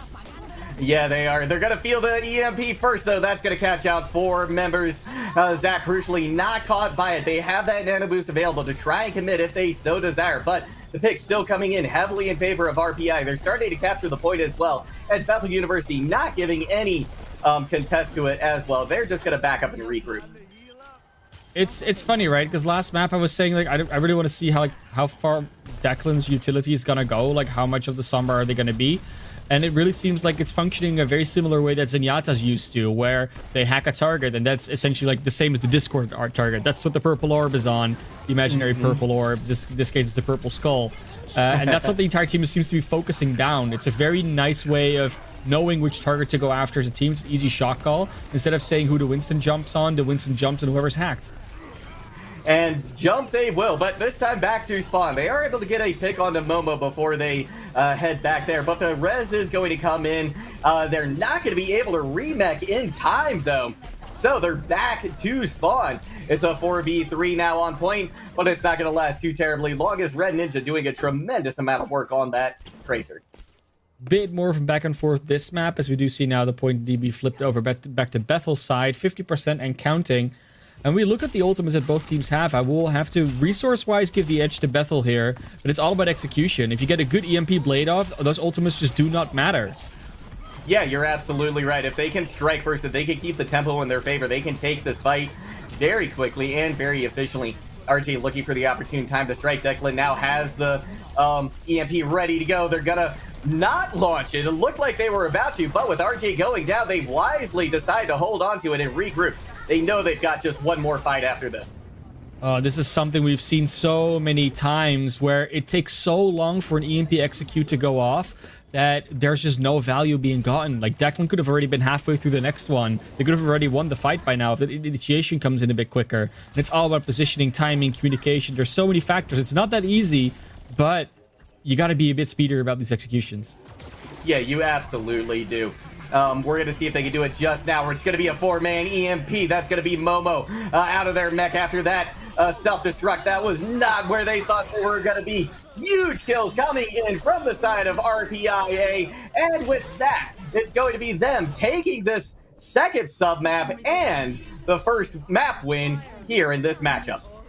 I don't think anyone can get back in time. No, indeed they won't. And that's a good EMP. I mean, you take the Echo out of the sky, immediately eliminate them. You know the Mercy's not going to be too far off, so it's like a sort of guaranteed double kill if you chase it down correctly. And then, yeah, there's a couple of other ultimates left. But a Wrecking Ball with mines, and I think they had, like, the Dio Bomb or something. Like, those are fairly easy to dodge. At least they're doable to dodge.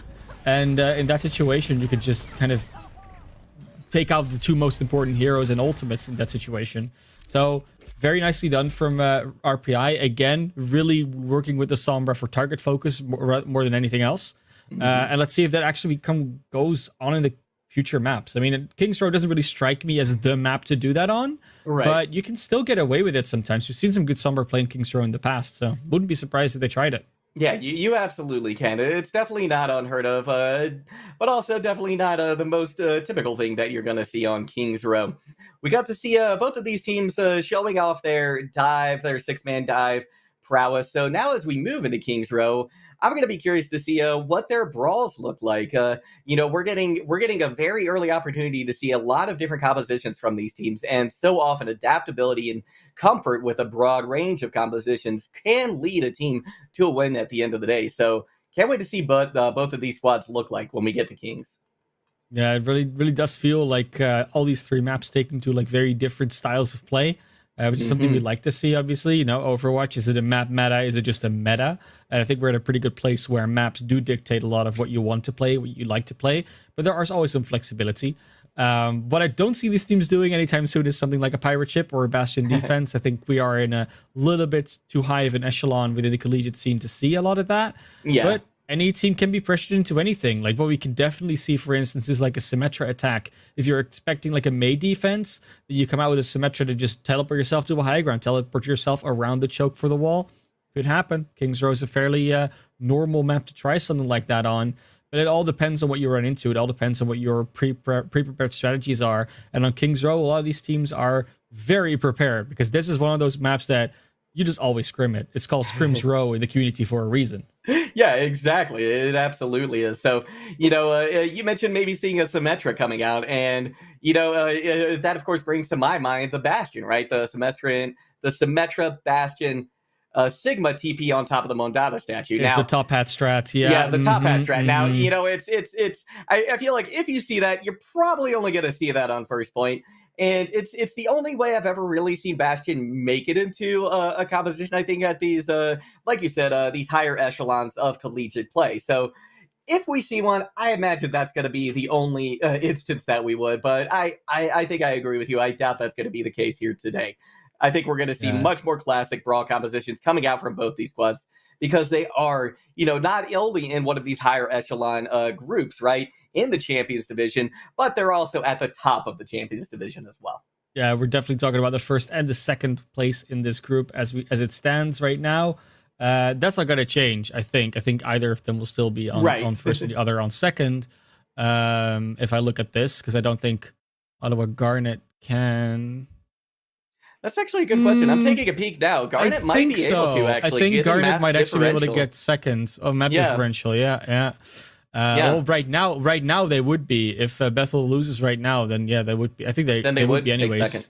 Yeah. Well, so Bethel can actually drop the third seed. Well, that's something we learned today on air. But Kings Row. I mean, like you said, like I said, it's just too familiar of a map. Like, you can try and surprise teams on this. We know, like, the biggest debate in Overwatch ever has been on Kings Row. That's just a fact. But I don't think either of these teams are going to be trying to pull that off. I think they're going to be fine, just vibing on their standard stuff. Big J5 is pulling out that May on the first point, though, so there is an opportunity to potentially try something to go around that, but that can also be done by just pathing. You don't have to pick a different hero for it. You can also just drop down from Cinema or do something else that just avoids the wall altogether.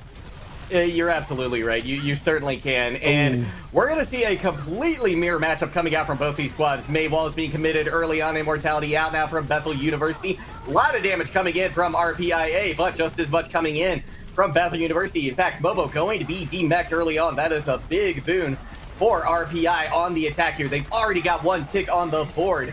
Declan just getting able to layer in damage from afar, not getting pressured at all. And with that, 2 ticks on the board, make it 3. This is going to be RPI winning this first fight and taking control of the cards.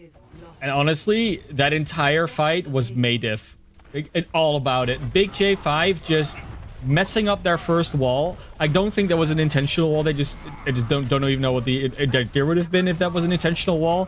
RJ puts up a perfect backboard for their own team to rush the other side on the hotel, and then afterwards the second wall is good too.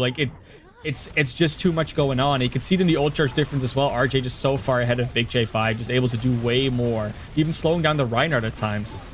Yeah, it's just a tremendous advantage that they have in the old bank as well. We already see Declan trying to clear some room with the Deadeye, but finds the kill as well. Quibsy out of the fight, and now with that, RPI is going to be able to push forward very quickly and hard into this Bethel squad. You're talking about a mirror matchup, and in mirror matchups, it's always so much clearer which team looks to be stronger at that stage, because there is no defining factor. If one of the teams plays like more than half their heroes better than their counterparts, they're usually just going to win, unless you get like a carry performance. But in mirror matchups, that's just too hard to do. It is, and the other thing I think we see a lot of times is, the team that wins the first fight, they're gonna win the second fight as well, right? They're gonna have the ult advantage. Second fight, the other team needs to just kind of bide their time, and that is exactly what they've done. Huge shatter comes in from Quibsy, lays down all 6 members, and that's going to allow Bethel University to just clean up and mount their first successful defensive hold here in Kings. Yeah, biggest thing about that as well is that the sound barrier from Blues was used, so sound barrier not there anymore for this next fight, while Koda's is. That is usually one of those defining factors in a mirror matchup, where having that one ultimate online, which in this case is one of the more important ones, is going to likely win you this next fight if it doesn't get cancelled or used incorrectly. You're absolutely right. And Zach with this early amplification matrix too. They're going to get it online before Jobo. So that's going to cause them lots of problems. The Blizzard thrown out as well from Big J5. That's going to clear a lot of room. Bigfoot now trying to turn things around with the self-destruct. Oh. The action is moved around into the alley. Now Quibsy taken down by a shatter. RPI able to weather the storm and come away with a fight win. And most likely the streets phase of Kings. So many resources used. I mean, it was worth it in the end. You do get the team kill and you're going to be securing second here, because I don't think there's a chance they can get there in time. But you're gonna take some more time for third as a result, most likely. I mean, only a Deadeye will usually not win you fights here, especially when there's a self-destruct on the other side to buy more space. We're going to see the High Noon used to buy space right now by Declan. Nice Maywall to pop them up on top of it. Not going to catch anyone, but surprise. This time around, the self-destruct clearing a little room, but in the meantime, Declan able to take Big J5 out of the fight before they're able to get the freeze on them. Immortality Field has to be committed now by Zach as this card is getting ready to round the final corner. Red Ninja finds a pick with the Deadeye right on the back of Tevatron going down, and that will be Bethel University holding again, and they desperately needed it, because even after this fight win on third point, there's still 4 minutes on the clock for RPI. And that looked almost like a problematic reaction from Bethel. I mean, they threw out the self-destruct, drove a few members from RPI into that mega health pack room, and then not their entire team went in there to just finish the fight off. So they almost lost it in there because of because of Declan's plays. Now they're going to be able to walk in. It's a good defensive wall, definitely redeeming themselves, and a good shatter too, but the wall's in the way. Yeah, unfortunately, Quibsy going to go down right after laying down several members of RPIA. Not anybody there to follow up on the damage. RJ has this Blizzard, and this could be devastating, especially now that Momo is out of mech and out of the fight. This is the time. Now, this is the opportunity. You can use the Blizzard with impunity, and we're going to see it drop right here as soon as that comes back out. Tevatron not going to be long for this world. Sound barrier there, though, going to keep them alive, and in fact, turn the tides in favor of RPIA. Once again, they will be able to finish King's Row with a little, potentially over 3 minutes on the clock. 3.4. That is 3 minutes 4 seconds rather. That's pretty substantial time bank right there for RPIA. King's Row, not a map that is unknown to just be like full run through multiple times by teams. So we aren't done just yet, but it's definitely a strong statement from RPI. They do not want to give them an inch here for Bethel. No, they don't. They wanted to, they knew that this matchup, right, while it didn't necessarily have tremendous consequences for the playoffs, right, in terms of, qualifications, anything like that, they wanted to be sure that they were the undisputed #1 team here in this bracket, right? And so far, they're doing a great job of it. Bethel University having a really hard time going up against what RPI is throwing at them. And even when Bethel comes in with an advantage, RPI has been able to kind of, again, weather that storm, and to sustain me, throughout a these lot ultimates. Yeah, to me, a lot of that still comes down to that May difference. I think while Big J has definitely redeemed themselves a little bit in terms of basic May play, like putting right walls up and helping your team out a little bit, I think RJ has that like nail notch on top of it. Like the wall to get Declan in the high noon position, the wall to stop the follow up from Quibsy's shatter in the end there. Like a couple of those things. I think there was even a wall when they had zoned them into that mega health pack room just to stop a like massive follow-up coming in from Bethel. So it's all these things where there's just a little extra wall timing, the little extra freeze, a little extra slow that's coming out from RJ. That's just a little bit more value. Yeah, you're absolutely right. It's going to be curious to see how this plays out here as well on the other side. We're going to see Big J5 having to go into their ice block very, very early on. Red Ninja now trying to layer its damage after the rotation through the hotel. They're going to take a trip back, though, see if they can find somebody on an off angle. But in the meantime, Quibsy has gone down, so they may just have to back off entirely. And in fact, RPI is going to push forward and take care of the rest. Oh, the tempo switches are so good as well from RPI. Like, you just see it come in every single time, whether it's a wall against them or a wall they make themselves. They're able to use that speed boost to get exactly in the right position to walk around or into their own walls. It's beautiful. I mean, it's kind of why this composition just works for them, because they're able to play around the walls as a team. Massive shatter comes in, gonna lay down 3, and all 3 of them take it out immediately. Ooh. That is the fight went off the back of one ultimate for RPI. Another decisive tempo switch, keep saying it. I mean, Blues just with the speed boost and or the health boost, they do it whenever they need it. Amp it up whenever they need it. It's a very decisive manner in which they're playing, and it doesn't seem like Battle was the same decisiveness in reacting to it, and they are playing sort of second fiddle, but they're following what RPI is doing rather than making their own tempo. You're absolutely right. And even here, RPI able to pop the amplification matrix a little bit earlier. That's going to lead to an advantage, though. Zach able to take one out. But in the meantime, we see a couple more picks coming in favor of RPI. The shatter lands once again. Quibsy with just a sliver of health. They won't last long under the rocket hammer of Tevatron. And with that, we've got just a little over 2 minutes left on the clock for Bethel to try and push through first point of Kings. This is where the ultimates are starting to come online. You are now going to have your own shatter. You're going to have a blizzard, amplification matrix. You're going to have everything, really. On the other side, you know they don't have the shatter yet because they literally just used it. The high noon is off a bit. The amplification matrix is off a bit. So you do have a distinct advantage. And it's all about using the right ultimates so you don't overcommit for Street Space, etc. after. They've got 6 ultimates going into this. You're absolutely right. They need to be economical with this, but they have to come away with a fight win too. But that's not how you're going to started out with Red Ninja going down. Momo going to be taken out of the mecha as well. And this is going to be another very quick fight win for RPI. And really, I think the only thing expended there was the self-destruct just to gain room. Yeah, Quibsy actually used the shatter into the wall from RJ after it was up for a while. I think they expected it to be dropped to like get the follow-up on Tevatron after, but it just didn't come through. It just smacked into a wall and that was it. So now you're going to fight against Tevatron's shatter where you don't have your own. Yeah, it's now going to be 5v5 in terms of the ultimates as well. Bethel University really needed to come away with a big win right there to give themselves an advantage, but they're going to try and push forward here. Nice zoning ults from both the Deadeye and the self-destruct to push back on RPI, but a shatter lands again, and with that does the Deadeye as well. That's going to be RPI taking another defensive hold, and now Bethel University, their backs are against the wall. This is their do or die moment. This is last fight territory for them. And just this switch between defensive reactive versus just aggression, we know now it's our fight, is that's what's winning RPI these games. They're so, again, they're super decisive and super controlling in terms of when they want to fight on their own terms. Yeah, they certainly are. Nice Maywall, that's going to section out Quibsy. They're going to go down low. In fact, taken out of the fight. 14 seconds left to go. And with this overwhelming advantage here from RPI, this is going to be them taking the second map, taking King's Row, and moving up 2-0 in this series. Oh, they're making all the point for like a little bit. Maybe the ball will make it. No, the ball won't quite make it. That's going to be the overtime taken down. It'll be like a Lucio and then a Cassidy. Like one by one, someone will be making it, but it's not going to be enough to actually win this map out. It's just the fact where you don't just AFK to give up the map. You know, it's just the sportsmanship award going to Bethel right there. But yeah, RPIA going up 2-0 in a very convincing, very deserved fashion as well. I don't think I was expecting this. I mean, that first map of Ilios looked to be a little bit closer.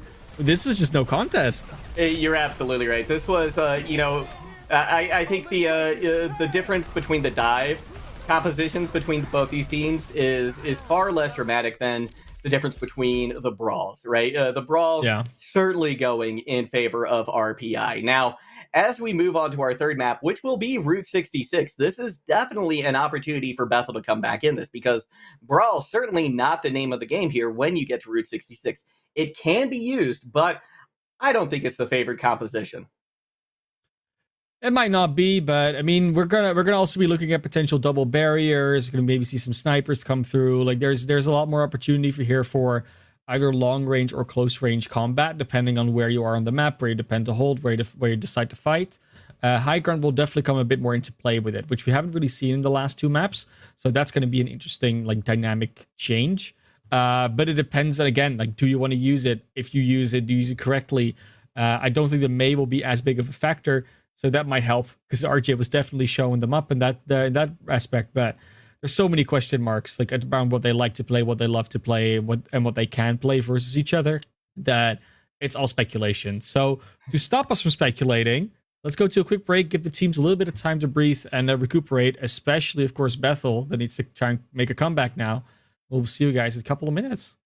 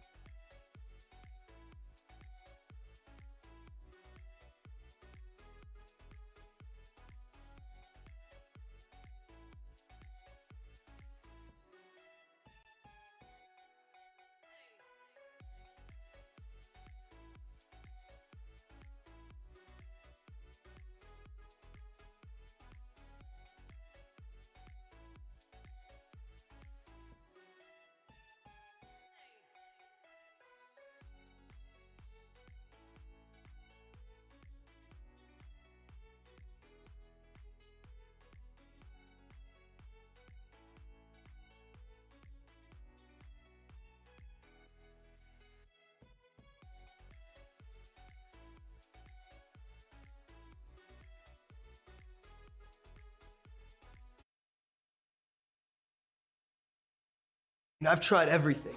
Literally everything. Sheesh, my brother. I got you.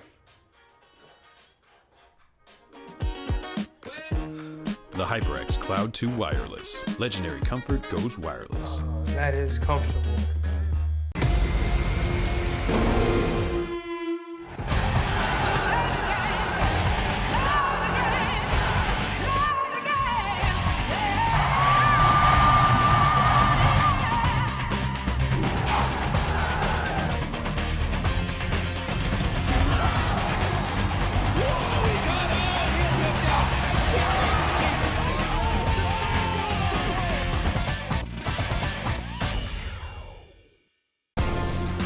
Sell online tickets directly from your school's website. Scan digital or printed tickets with the Hometown Gate app. And get immediate access to ticket revenue with real-time reporting. At no cost to your school. It's that easy to bring touchless ticketing to your hometown. Hometown. Fast scans, happy fans.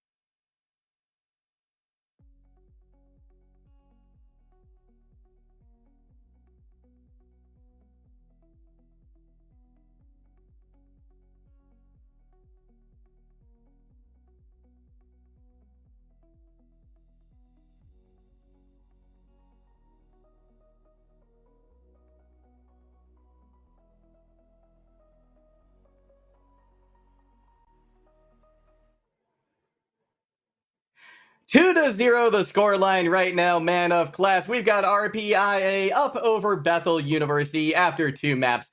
Heading now into Route 66, where really anything I think could happen here. Leaves the gate wide open, but one thing for sure, Bethel University, the only way they're coming out of this is with a reverse sweep. Yeah, it's the only way. I mean, it's how it works, right? And you can't even really draw on escort, so they have to really win this first map, and then they can maybe go into a little bit of a draw territory on the hybrid maps that we still have left. But Route 66, we saw it earlier today.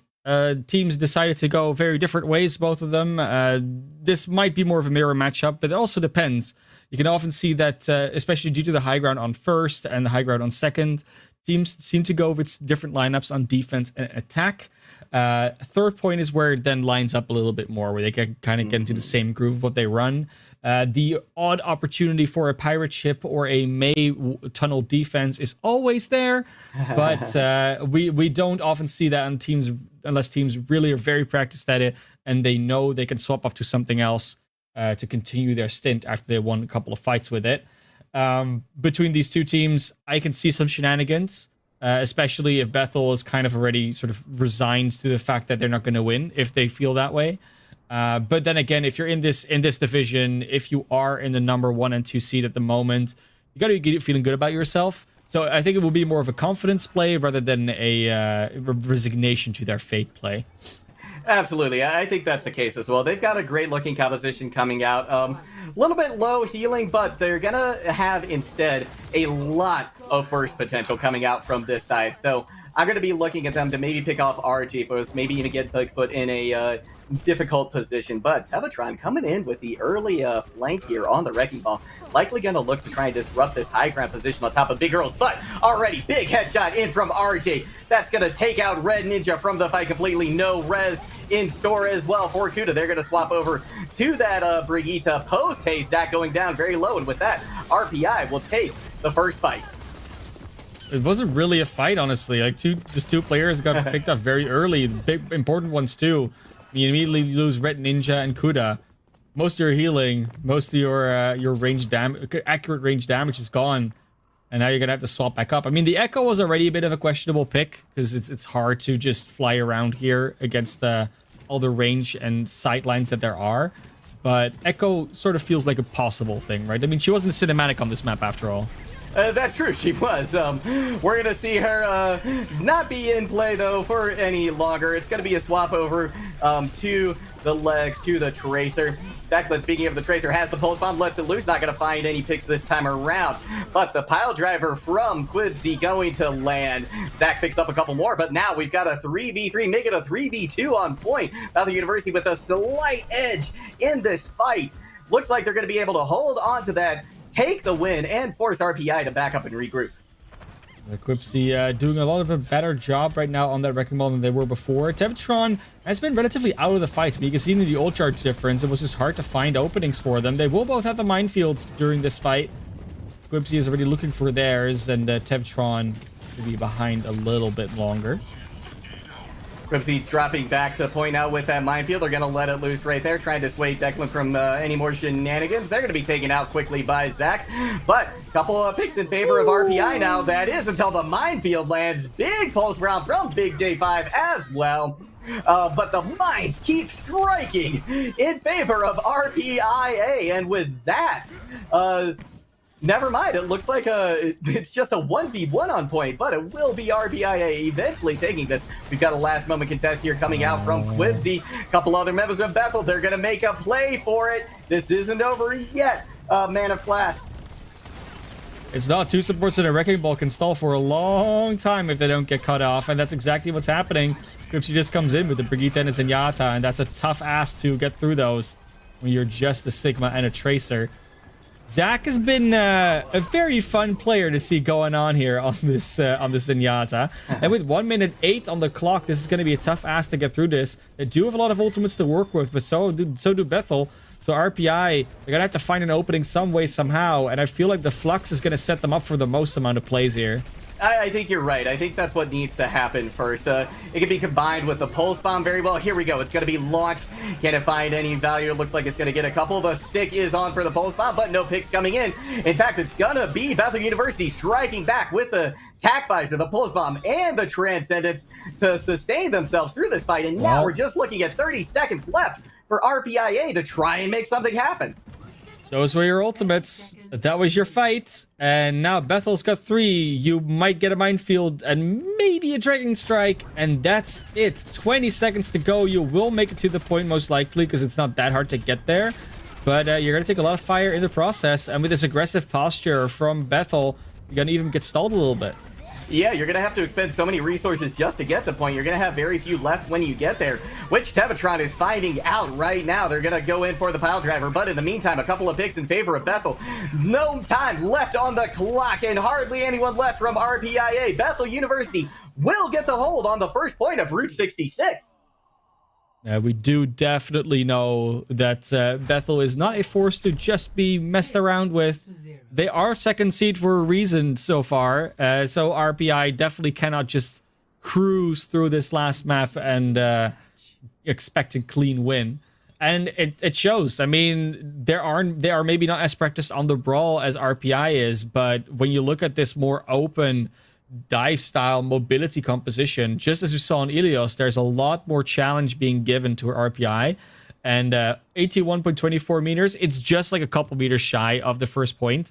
But only having to grab first on Route 66 is a very, very achievable task. It certainly is. And Bethel University, they are now firing on all cylinders. This is what we needed to see from them, in these last couple of maps. This time, they're the ones who've been able to kind of weather the storm that RPI has brought them, sustain throughout these fights, and come away with the wins in the end. We're not seeing any big changes coming out in terms of, what each of these teams wants to run out with at the moment. So I think we might be in store for a map number 4 here, ManofClass. Yeah, and if we think about this map as well, I mean, you said before, they don't really have that much healing. I mean, Brigitte always, and Zenyatta always pull out a little bit more healing than you'd think. But the biggest thing about Route 66 is that there are so many health packs on that first point that are very easy to get to for both teams, especially in these mobility compositions where they're kind of fighting all over the place. You can get away with not healing your tanks as much because of those 2 mega health packs. That's certainly the case, and because of that, that's just going to free up Zach and Kuda to do just more aggressively as well, right? Especially Zach with that Discord awesome. orb as well. They've been awesome, and just, getting rid of tracers in their backline. It's a good roll through. I think that's going to potentially get linked to a kill onto RJ. Almost. Ooh. They couldn't quite get it there. Not quite going to be able to finish that player off, but a good amount of progress already being made by Bethel University. We're going to see one of the members of RPIA chased down, hunted down in the backline. Several members down now in favor of Bethel University, and this is going quickly their way. There's going to be just one more chance for RPIA to try and hold on. Yeah, I don't even have to look at anything. There might still be one player behind them. I think that's Declan just hiding somewhere. That's Declan, indeed, in the tunnel. Gonna be snuffed out. There's no mega health pack for you there. At least they can touch and stop the point. But they get taken down immediately. So does Tevatron. Doesn't even get a minefield up anywhere close to that, at least. This is looking like a done and dusted fight already. Yeah, Bethel University has won this fight before it even started with that early pick on the Declan. That just snowballed into a huge advantage. And with that, Bethel University will take the point, will take the map, and start to claw their way back in this series against RPI. It can all be over so quickly, though. One map, and it can just be the end of their run here in the regular season. I mean, they still go to playoffs. Yes. We were pretending like, it's all going to be over Bethel. It's not the case. No. They'll still go to playoffs. Just, are they going to go into first, second, or third seed? That's kind of the question, right? Yeah. Going on the next map, though, if I think about it, right? They're going to go to Numbani. And I think Numbani poses a very similar threat to RPI that Route 66 does. And based on what these teams have been showing so far, I think Numbani has a little bit more potential to go more even than Route 66 does. But it's all about what they're going to play again and like how they're going to hold up. I think the split high ground is going to provide more potential for some target focus and interesting strategies from RPI. But again, we've seen Bethel do this now where they're able to provide a lot of chaos, especially protect their backline well. And then we could definitely see an upset coming out, or another win from Bethel. So I don't know. I mean, before the match, we thought RPI. After the first 2 maps, I felt very comfortable about my pick, but they're just making me worry a little bit again. Making us sweat there a little bit under the collar, ManofClass. Yeah, I mean, hey, it was cold after the first game, and now we're warming up a little bit, so I might have to take it off again. Yeah, that's fair. That's fair. Well, I was taking a peek too at the rest of the maps that we have for this series, and like you said, Numbani, I think that that plays more into the favor of Bethel University, given what we've just seen. For one, let's just say this, they have the momentum, right? That's going to be a benefit regardless of the map that we go to. But we're going to, we're going to Numbani and then potentially Busan as well. Both of these favor Wrecking Ball-based compositions. Now, of course, if we do go to Mecha base on Busan, it's going to be back to Brawl, but 2/3 of that map, I think, are going to be favoring Bethel University. So now that they've kind of gotten through, I think, King's Row, right? They've gotten over that hump. Things are looking a little bit better for them moving forward. Yeah, I'd say Busan is definitely one map very much in favor of Bethel, one map very much in favor of RPI. I think when you go to Sanctuary, there's more of an argument for it can go back and forth a little bit, like that's a good depending point. on how they go. Especially because Wrecking Ball might be good, but it's harder to find mines because of the drum in the middle of the objective. Like it's always a little bit tricky depending on what you go with. But yeah, I mean, we got to see Numbani first. Numbani, I think Wrecking Ball is good for Numbani first and second, but on third you might get into trouble again if they get there. And since RPI is starting on defense here, RPI can already they will know how far they need to push if they even get to push. You know, like if they stop them on first, that's all you need. But the fact that we have Numbani, which in my mind is one of the most tactically interesting maps in Overwatch, if not the most. It provides a lot of challenges, provides a lot of solutions. I think running with something like an Echo or a Pharah, which Bethel seemed to be wanting to do on Route 66, and which we haven't seen RPI try at all, that could be something that comes into it. You can still set up with these more brawly high ground defenses, especially on the hotel side of things. But there's always the question, like, once you fall off, how easy can you then still defend when they can just swarm around you on those high grounds?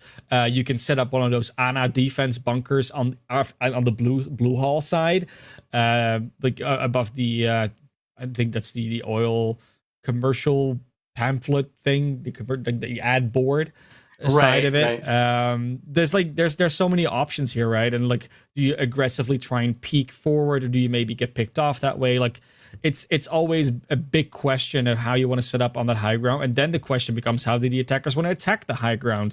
Even if when they know what you have, there's always these different options. Do you go underneath through the hotel? Do you go around the cliff? Do you go center? Do you try and jump onto one of the high grounds? Do you split off and do different things and try to like pincer them in somehow? It really just depends on what your preferred style of play is. But even when you have a preferred style of play, you might run into something that makes you change it. And that's why Numbani is like this epitome of all those different factors of compositions, positioning, attacking routes, calls, splitting or not splitting. It's amazing. Like that's why I love Numbani, and I think that's why this is going to be a very interesting map. It's definitely not the same as Route 66 in that regard. No, it's not. And I hadn't really considered before, just how tactically interesting Numbani is as a map. And you brought That's up why everyone hates it. a lot of very interesting points. Yeah. I love it. I've always loved Numbani. I think it's a great map. I don't know. Well, this is why you love it. Maybe now you know. Yeah, it's interesting, because I feel like I tend to like a lot of the maps and games that other players don't. Like, briefly talk about Valorant, but over there, I love Fracture and Icebox. I think they're great maps, but, that's a very, very controversial thing to say. But here, again, I think Numbani is wonderful, and I love all the different opportunities you have as well. It's not as cut and dry as some of these other maps, right? Like King's Row, right? It's gonna be brawl, right?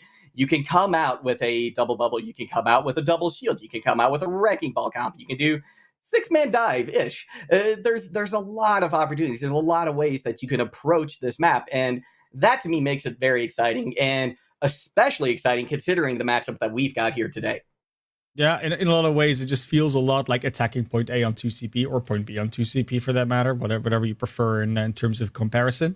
And that's, because you need to work together to get it, because you need to, the defense usually has an inherent advantage in the way they're positioned.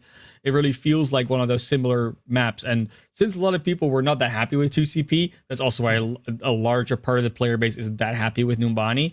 But since Numbani then goes into like an escort portion, it's okay. It's fine. It's not just 2CP. It's you get a point and then you can push your cart. So it becomes a bit more versatile. And I think that kind of solves all the issues that people might have with first. Is once first is gone, they still have fun on Numbani, right?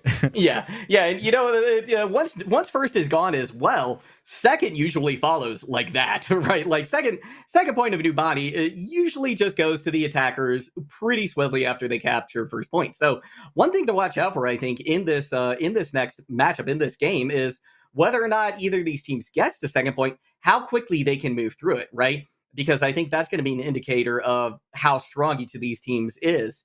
In addition, if we get to the third point of Numbani, that's where Brawl comes back into play. So if RPI can push through first, push through second, get to third, I think that's where they're going to find their strength. Well, they start on defense at least, so we got that going for us, which is nice because that means that, if Bethel gets to do the same attack that they did before, and they get past first and past second, which is then very likely, then we are definitely going to see the third. But again, some teams just really like playing Numbani. They might be very practiced on it. And if you don't really scrim Numbani that often, you can be very easily overrun or just completely blocked by a team that knows how to play it really well. It's something we saw a lot on a map like Watchpoint Gibraltar as well, during even in Overwatch League, but also in other like higher levels of organized play, where some teams were really good on Gibraltar. And you just couldn't get through those high ground defenses because it was so obnoxious to deal with if you hadn't practiced it. We've seen it with Dorado as well. And this is a very similar map in that way, where you have this high ground that is inherently for the defense, just this is ours, and you're going to have to try very hard to take it from us, or you're going to have to try and ignore it and just go underneath, and we'll just jump down on you. So, yeah, with this dive defense, it doesn't surprise me at all. I mean, this is exactly what you would do. The Genji is always a bit of a risk, because how much value are you going to get out of it? But I have faith in RJ. I think they are good enough on the flex DPS to make that work, and Declan on the Echo is going to provide a lot of extra burst.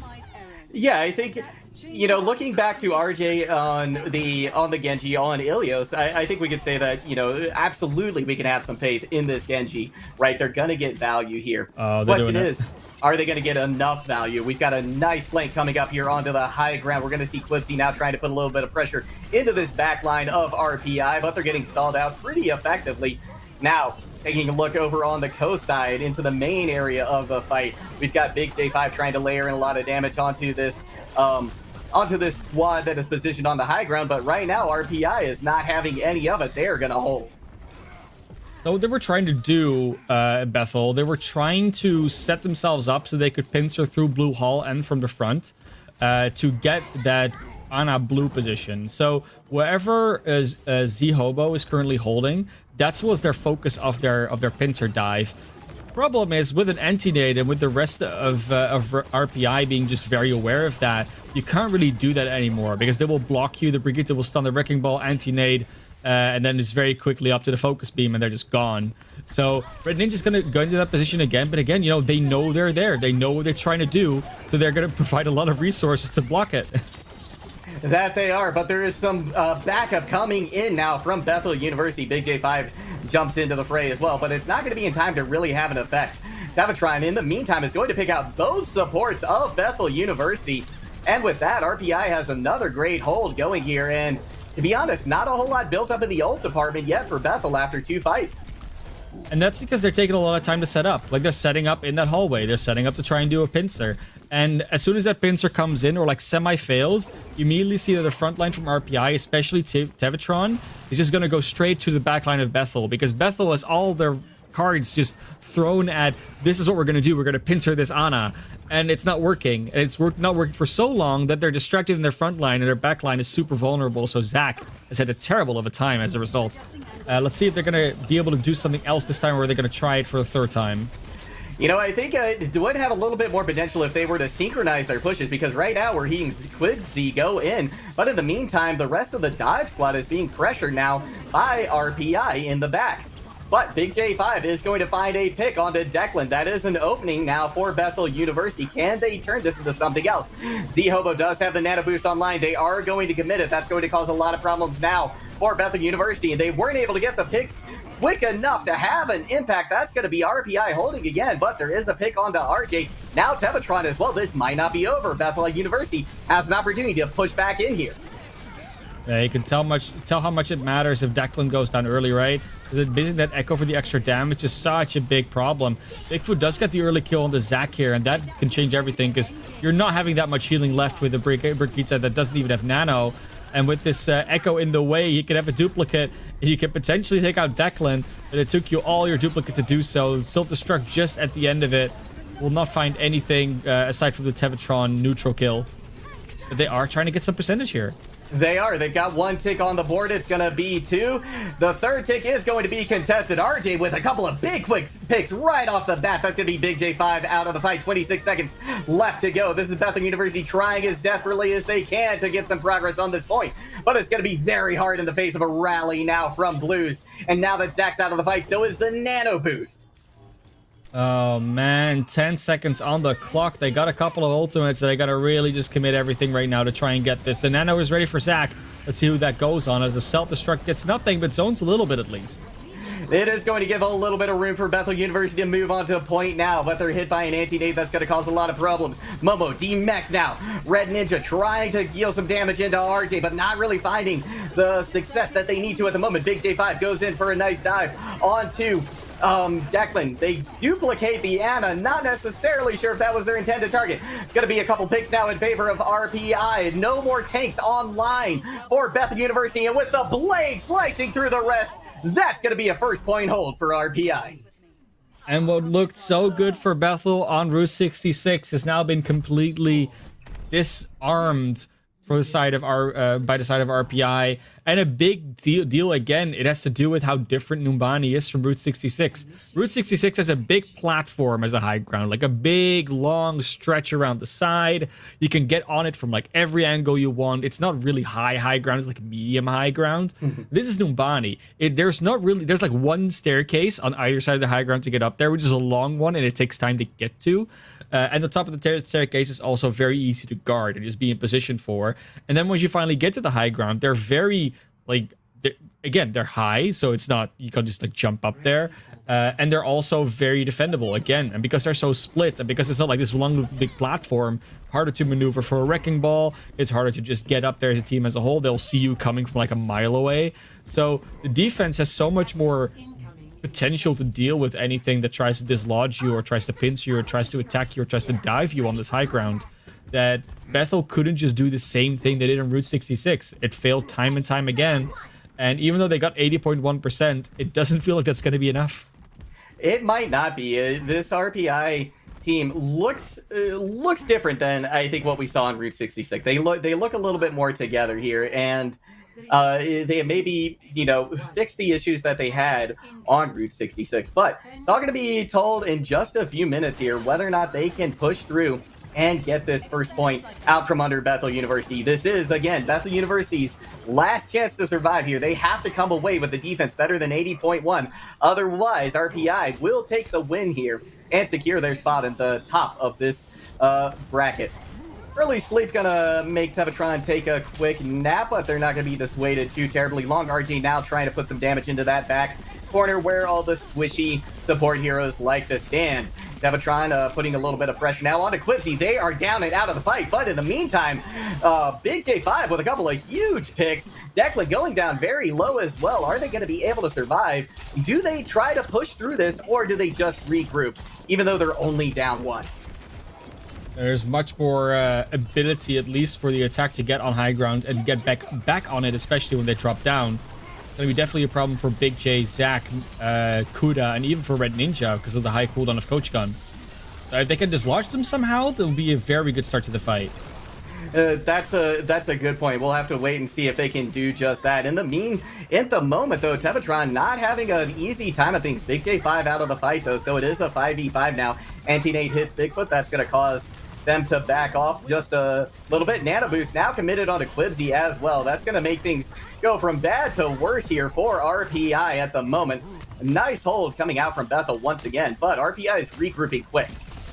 They're ready for the Nano Blade. They're just going to send that into the back, and there's no support ults ready. It's one, it's two, it's a Nano Winston actually, but it gets a one. It's going to get that second support too. Zach's going to be long for this world, and now, how are you going to defend this? I don't know if there's much hope of it left for Bethel University. They do have a pick onto Declan and Blues, but they are down by one in this fight. Tevatron's going to be good for another, but Z-Hobo gone as well. Big J5 back in the fray, and they're having an effect. We do see a slash kill from RJ, but is it going to be enough? One tick is on the board now. They're going to be able to make it two. Can the resupports get there in time with the self-destruct? That's going to make it very difficult. Bob committed now. They do get the board, but they're booped back at the last moment. Excellent primal there coming out from Tevatron. It's going to be now Momo trying to come to a point. And there's two picks now in favor of Bob. The self-destruct will land as well. That's going to give room for Bethel to reclaim the point and take this defense. Now there's just a minute and a half left for RPI to recover and try again.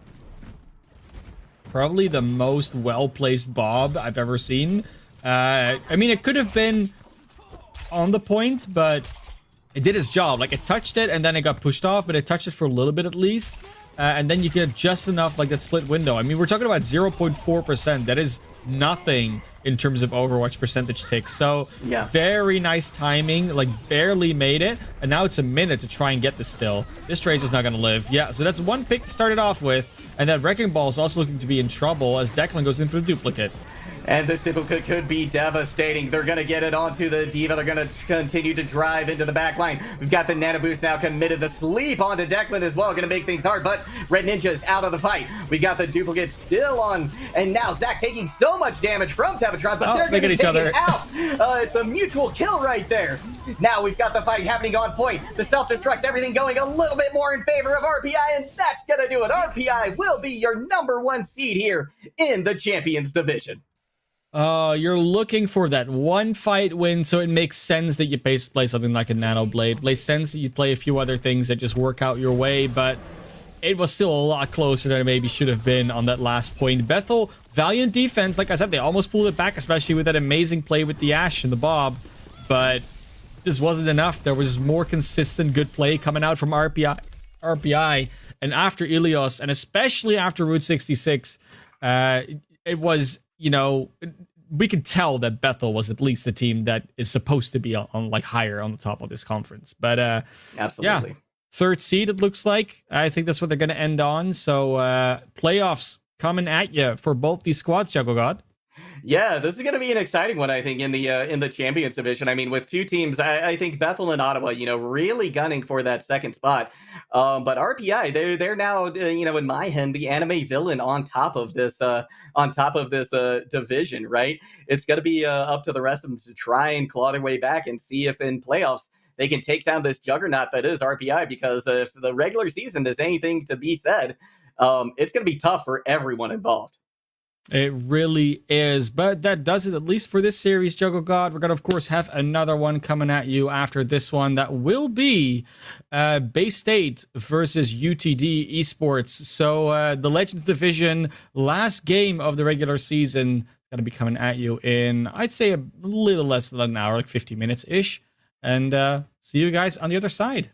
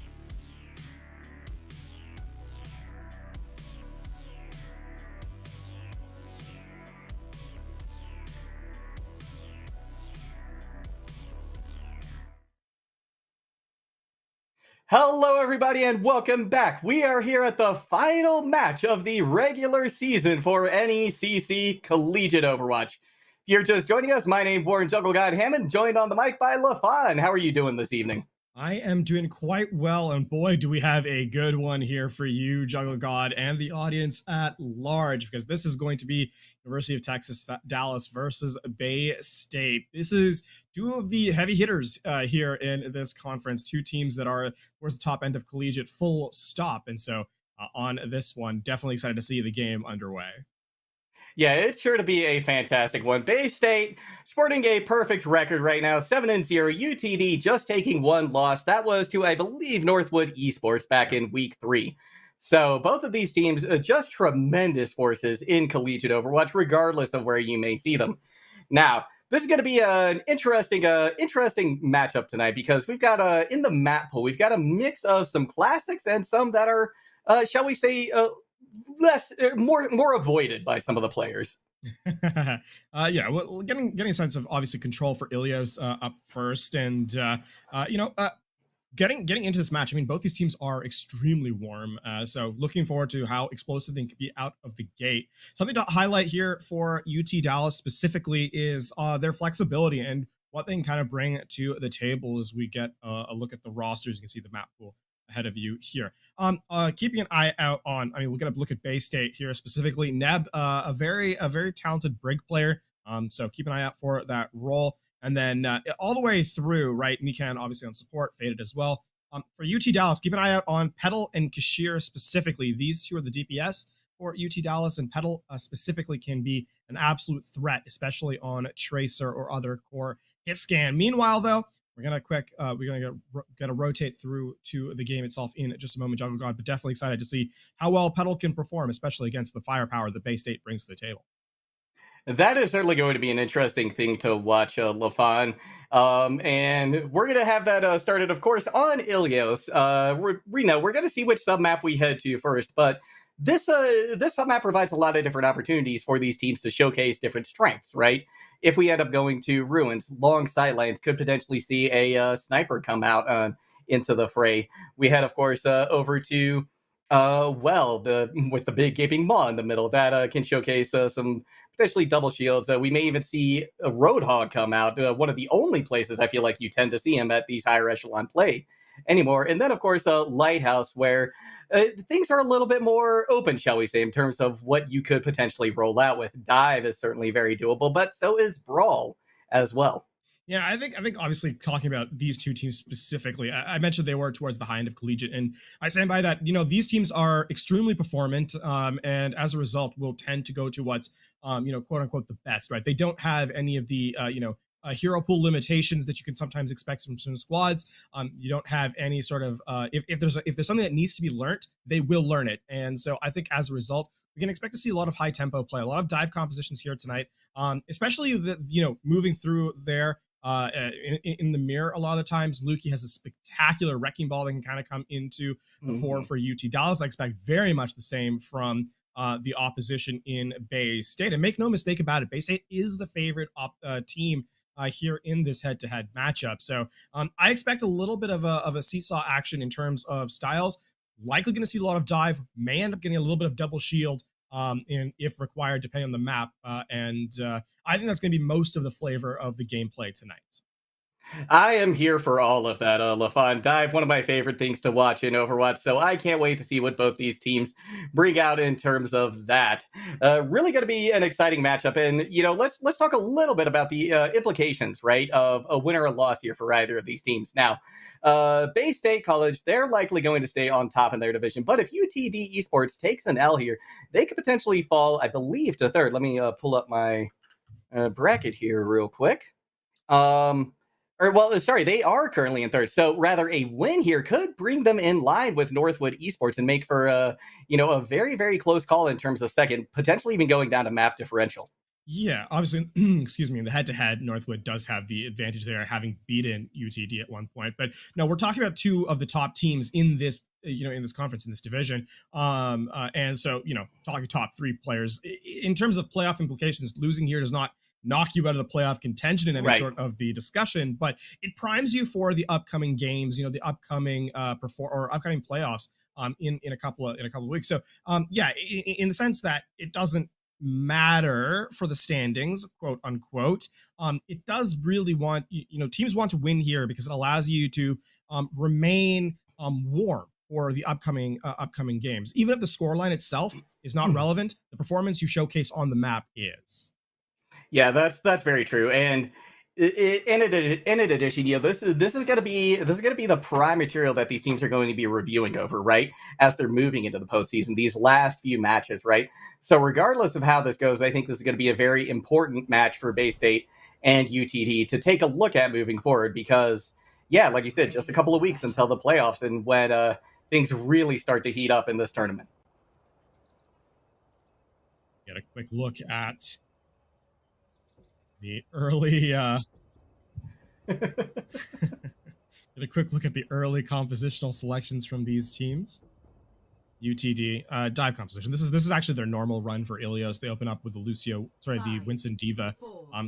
Shirkan, a pretty spectacular somber play, and obviously I highlighted Petal at the top of the show already. Getting a look at the we'll get back into the match in just a moment. Here. Yeah, for Bay State College, I mean, no surprises here either if they're going for that wrecking ball composition that we kind of highlighted as well. And you know, don't be fooled. Cabe will be switching over to the Tracer post haste, teleport out of spawn, then into the Tracer as well. So a lot of head-to-head matchups here to kind of highlight. Obviously, you know, Wrecking Ball's a little bit more dynamic in the mid fight, whereas the Winston Diva composition is a little bit more, I don't say one-dimensional, but certainly their approach is more linear compared to what Bay State's going to bring to the table. So definitely something to keep an eye out for. University of Texas Dallas is going to want to take the fight early, you know, force the engagement, try and play off their superior healing with the Lucio, with the Moira, take advantage of their health pools earlier in the fight. The longer it extends, the better it favors Bay State. Yeah, and in addition, you know, the early fight favors UTD as well, because the Bay State composition, it needs time to position, it needs time to surround, right, this UTD composition. So that's absolutely when UTD needs to strike. And as time goes on, they're just going to get more and more surrounded by this Bay State squad, and that's going to lead to trouble. So I think a lot's going to be told very early on in this fight here, LaFon. We are into the game, and it's going to be UTD Esports meeting Bay State right here in the middle of the map. Louis looking for an opportunity to dive onto the high ground. Going to go ahead and take it. That's going to be a lot of Tesla cannon damage pushing into the Bay State squad, but they're going to back off for it with relative ease. Louis has to back up as well, but his team has control, at least initially, of the point. Yeah, I mean, that being said, that is the support down for UTD. Soba is out of the fight. Jukebox limited as well, and that means UTD are in a big disarray. Louis going to trade for one, but is Bay State actually an advantage here, Juggle God? And it does not feel that UTD can claw this fight back. No, I don't think they can. This is going to be an opportunity for them to regroup, take a stock of, you know, what they have on the board, come into this next fight a little bit better. And, you know, just what we were talking about, I think, transpired, right? The fight went long. Bay State ended up winning it right there. Eyes on Petal, though. Does have the Pulse Bomb at the ready, and this Tracer, Petal, a big difference maker for their squad. They absolutely are, and Abs doesn't quite have that Transcendence online yet, so no real defensive capability to mitigate it. Kiwami, though, gonna get this self-destruct here relatively soon, but it's gonna be Cabe who strikes first, taking out Louis. Petal's Pulse Bomb lands as well, though. Here comes an EMP, catches out too. Most crucially, I think so, but that's not going to allow their team to really disengage from the point. And with that, Bay State will continue their hold. Yeah, Bay State hit the go button first. They don't let UT Dallas set up at all. And as a result, yeah, Petal has the Pulse Bomb, but it was Louis who tried to take the main aggression and was eliminated as a result. Cade, you know, playing that front line very, very well. And, you know, Bay State College, recognizing their win condition was the EMP, keep the survivability in check with the rally as well, and through the later part of the fight are the superior. Now, UT Dallas have some ultimates coming through. It's going to be down to the Transcendence to deny as many of them as they can as Cave's Pulse Bomb goes wide. We're going to see the UTD Esports team start to push onto a point now. We've got Louis on point. Hack going to come in onto Nuntype, though. That's going to be huge because that Coalescence gets mitigated very, very quickly. Sova there, though, with the Soundberry, she's going to be able to keep her team up through a lot right here. Fight almost flipping in favor of UTD Esports. Big EMP coming in for Kashakan, and that's going to be several members of Bay State falling. And with that, the point should be UTD's to take. Yeah, Kashir Khan hits the only target that he really needed to, and that was obviously the Zen. No shields available, and that is easy cleanup as a result. On top of that, finds a couple more, and the fight is won with it. 3 ults committed from University of Texas Dallas. It is last fight for Bay State College, and no defensive utility now as Depresso does have the EMP online. So it's going to be committed. It only catches Louis, though. Yeah, I don't think that's quite the value they were hoping to get out of that, especially after Cade gets a couple of big picks as well. Pebble does strike back with a pulse bomb, but it's only going to be good for 1. Bay State now putting the pressure on point. Here comes the stick from Cade. That's going to get Jukebox D-mech'd as well. That's going to make things a lot more difficult now for this UTD squad. A couple of picks coming in favor of Bay State should secure this in their favor, and now it's up to UTD to just try and touch. That is, unfortunately, no one is going to be there to do so, and that is going to be last second. Going to be over here. Overtime will take away, and that is going to be round number 1. It's UT Dallas is able to fight back a little bit, but ultimately not able to make a full response. So Bay State College back in control with the 100 capture there. And under pressure, Bay State really not giving up a ton of space. No, they didn't. You know, they were briefly knocked away from the point, but they were able to regroup, come back in about a fight and a half, and take it back in their favor with relative ease. Really, it didn't look like it was too much of a misstep for them. It doesn't look like that one fight loss really affected them much, at least in terms of their mental. Moving on to though, this is going to be interesting. I'm curious to see what kind of differences we're going to see coming out here. And the first thing that my site is drawn to is the support line. Round 2. I mean, this is something that UT Dallas does a lot of. Actually, play this composition with the Lucio and the Moira. Obviously, a lot of healing, but no damage amplification here. So, Zen, if not punished, can really put the pain down for Bay State. They certainly can. Going to be looking to see if that's going to be in the store right now. A couple of picks coming in favor of UTD early on. Pedal going down to about half health, getting chased back onto a point. They do get 1 pick, but it's going to be mostly Bay State coming away with a clean fight win here. Neb playing bodyguard there for Abs at the very end, right? Nothing more terrifying than recalling into a break who still has their shield bash up. And Pedal has no way to escape, so the elimination comes through. Bay State College trade 1, but they bring it back very, very quickly. And something they're doing really, really well is they're kind of shortening the fight distance. They're not staging very far away from where they need to take this engagement. And as a result, they're able to engage in this fight very, very swiftly. Quick engage coming in right now. That's going to be a hack early on, causing a little bit of problems for UTD. Kashakan looking to find somebody in the back line, though, of Bay State. They layer in a number of sticky bombs. That with the focusing beam going to yield a kill on that, but Kashakan taken out just as quickly. Pulse bomb is going to land. Abs out of the fight, and with that, there is no support line for Bay State. This is UTD Esports fight to lose right here, LaFon. EMP does come in and catch out a couple of members, though. So with that, Louis is out of the fight. Pedal falls as well. So it does find the environmental kill. Self-destruct thrown in by Kiwami as well. But despite an early advantage going to UTD Esports, Bay State seeming to come out on top of this. Although now there is a D-mech onto Kiwami, courtesy of that Coalescence. Things in favor of UTD at the moment. See the fight slowing down just a little bit here as Bay State is looking to reaggress. They're going to invest the Transcendence. They want to bring this fight right back. That they are. They're going to be met. They're going to continue things with a rally as well. Jukebox going to not be long for that mech. Taken out of it post Ace. Abs is able to find the follow-up kill onto them. The rally has expired, though, now for Bay State College. So UTD Esports, if they want to try and come back into this, now is the prime opportunity. Presso looking for some more picks off to the side. The Discord Orb found its way onto Nuntype, as did the Focus Fire, and with that, Bay State is going to be able to come away with another fight win. Man, the Discord Orb is such a strong ability there, and on top of that, you know, the Focus Fire is really, really good from Bay State College. We saw Louis rather get hit with a whip shot, then hacked in the air, and then hit with a Discord Orb, and that Wrecking Ball health will swiftly turn to 0. Now EMP at the ready, going immediately for that fight, is going to catch 4. That was massive and very aggressive as well. Soba, she's not going to last too terribly long right after Jukebox falls. That is another quick fight win for Bay State, and now UTD Esports finds themselves in last fight territory. Poor Petal. It's caught out with Depresso hitting the recall on the translocator. And they'll head over to it. So now in last fight territory, as you highlighted, 94%. Who's touching the objective? It's gonna have to be Louis, I think. And then the minefield is at the ready as well, trying to get to the backline, but hacked up. And it looks like Louis knew that was a possibility. They had their swing already back into the backline to try and get some heals. It's going to be Jukebox who has to touch next. Louis now back. They have the minefield ready to go. Can they find an opportunity to use it? We're going to see the DMAC come in mode to Jukebox. Petal going down very early after having swapped onto the Farah. That's going to be both DPS down now for UTD Esports. This is firmly in control of Bay State.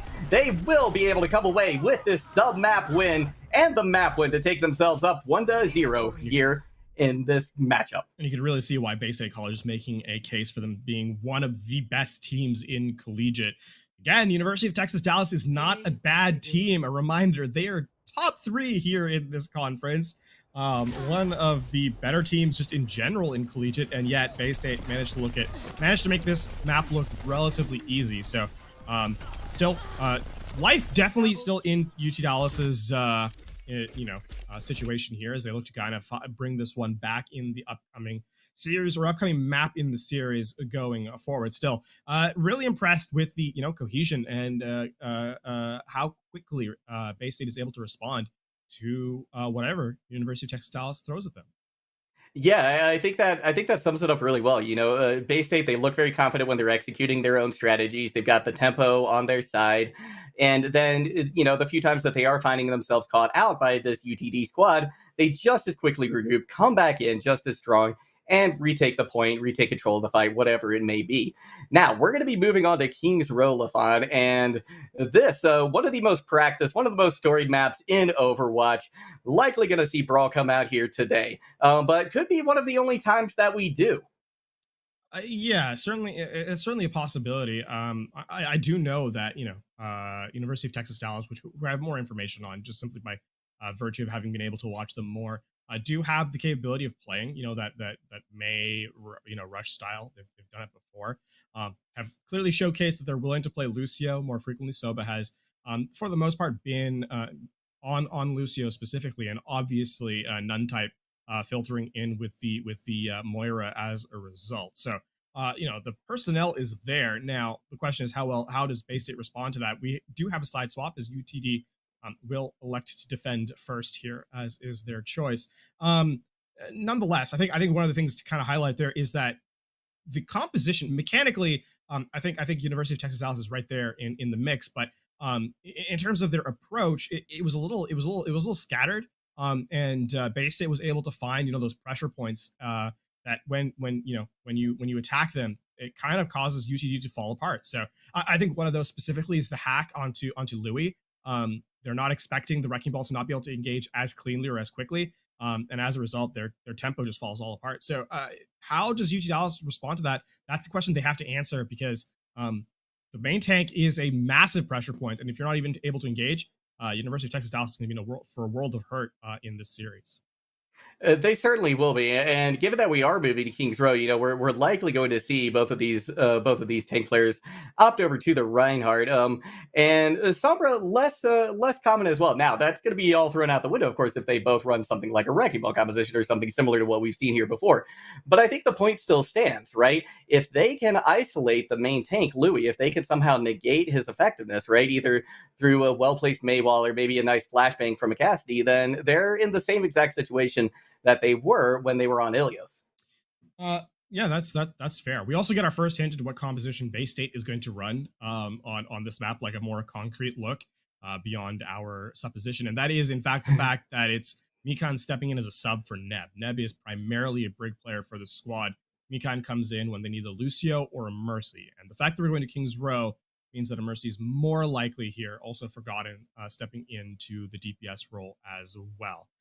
So all those signs tend to point to either a double shield composition from Bay State, because the Mercy would be a possibility, or the rush as previously mentioned with the Lucio setup. So yeah, at least so far the personnel swap from Bay State is trending towards that idea, and we'll see how well they or what execution they choose to run as we load into the map here. Well, one of the nice things about bringing in Mikan as well is the fact that, like you said, they can play the Mercy, they can play the Lucio. So really, they can opt for either the double shield or the brawl, given what situationally looks like is going to be the best choice. So great swaps coming in, I think, and that it absolutely gives us a little bit of an insight into what at least one of these teams is thinking. UTD, on the other hand, yeah, curious to see if we're going to get any swaps. I don't believe so, but what exactly their approach is going to be to this, right? Do they try and double down on protecting Louis? Do they make sure that they've got their that their Baptiste is really in position, their May's ready to go, their Diva's there to protect? What's going to be the way that they decide to really enable them? A lot of this is, comes down to the fact that tempo is kind of the name of the game, and University of Texas Dallas are playing a very fast-paced style, but they're just not able to sync up with each other yet. So that's going to have to be the adaptation, just kind of really play in line with their front line and really take advantage of it. Now, on that note, Louis is going to be all alone here, as you can see Petal and Kasha Khan are both on the more ranged characters. Kasha are going to be the one who's specifically going to be the closest to Louis. As Bay State, just recognize what UTD are running and then just give up on the brawl, which makes sense. This composition, go head to head. Dive is actually really good on this map, and we'll see how well UTD responds to this change in style. I'm excited to see it. It's going to be an early, aggressive push from Faded, but that's going to be nipped in the bud very quickly by an accretion from Jukebox. Petal secures another kill as well. There is an exit pick onto Louis, but this is going to be a quick regroup for Bay State because they have a slim opportunity to get back before Louis does. I think the most interesting thing here that we've seen so far from University of Texas Dallas is Soba on the Baptiste and Nuntype on the Lucio, whereas in map number 1 it was the other way around. Nuntype ended up playing what would be considered the flex support, in as much as that term means anything anymore. Bay State gonna have to reset though, looking for that first pick off, just trying to farm up damage here, and Forgotten is gonna be the closest to it. As expect a hack onto Jukebox and then the dive onto the target. Hack is going to come out onto Soba first. They're not going to be able to put out that immortality field. Big dive comes on to Petal from Faded and Forgotten. That's going to be a quick kill. And now Bay State has one tick on the board. They're likely to get a second and third as well, as Forgotten is just taking care of the rest of the members of UTD. Unfortunately, once this immortality field goes down, yeah, there it is. The stick comes in. It doesn't hit the Baptiste though, so that means there's an opportunity for that to reset to come through, but Kiwami is there with clean up, and Bay State College on their second approach at the objective will get through. It's a smart read. The win condition for Bay State College is just isolate Petal, make sure the Widow can't get any accidental, or in Petal's case, entirely intentional headshots, which would then, sort of end the fight. Faded blocks off the Widowmaker, and then the cleanup is there. So we're going to see UTD, as a result, make some changes. Go over to the Cassidy. Kasha is going to be onto the Reaper as well. And try and play that mid-range brawl. Though punishing the dive target of Faded is going to be probably their ideal choice here.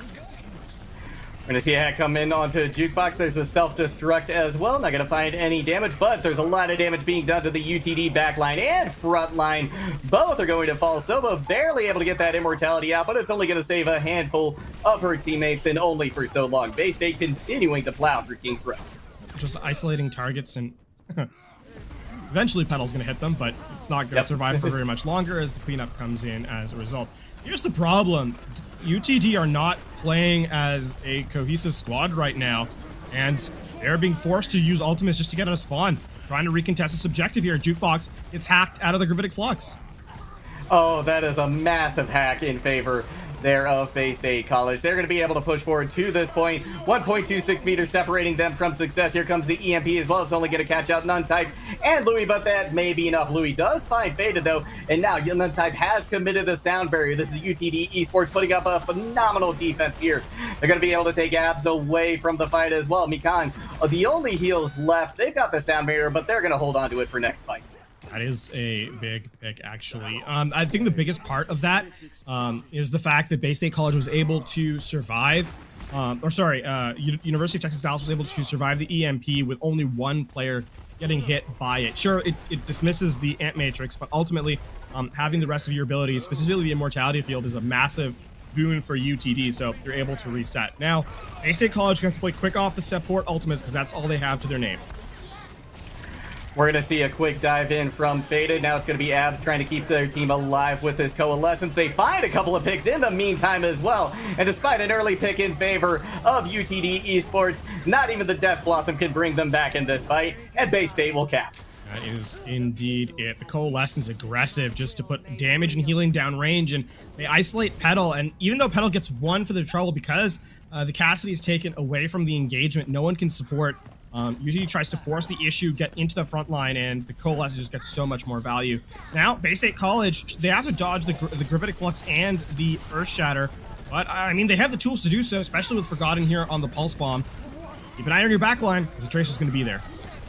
That they are, or at least they were going to try to be. Petal's going to have something to say about that. Shatter's going to thrown down. Not going to find any target. Sound barrier there from Mikan to keep their team alive. Faded going to be pinned into the back line, but on their way back to their team, they find a pair of kills in Soba and Petal. And with that, Bay State continues to push forward. Now UTD has one more shot to defend. That is, I mean, that was all Mikan, by the way. That boop onto the Shatter to make sure that no one got hit by it, and the cleanup comes in afterwards. Jukebox getting a little frustrated at the Sombra. The hacks have been absolutely detrimental. Here's another one. Goodbye, Ant Matrix. That's going to be a massive EMP. The Immortality Field was thrown out. Forgotten now in a position to start popping heads as well. They're going to have to do it quick, though, because the rest of their team isn't leaving many behind. It's going to be Louis with just a sliver of health. Now they're going to be pressured a lot by Abs. The sound barrier is there from Nuntype to keep UTD alive, though. Petal finally finds Forgotten in the backline. They're going to continue their tirade through through Bay State, finding Kiwami as well, and that is another hold for UTD. That's a big survive there from University of Texas Dallas as they get the Earth Shatter out from Louis, but ultimately it's going to be the hold there. And a lot of that comes down to the fact that, you know, even through the EMP, the survivability was in play. Nuntype in the later stages able to get the sound barrier off. And I mean, highlights of Petal again, who just comes in clutch with the damage. And the Tracer really is going to have to step up big if Bay State's going to be held at bay. They certainly will have to be big. Kesher can, though. They're going to have this Death Blossom in their back pocket as well. An early pick on a Forgotten. That's going to get a lot of space in favor of UTD. They don't have to worry so much about their heads being picked off. Here comes Kesher can with the Death Blossom. It is going to find one.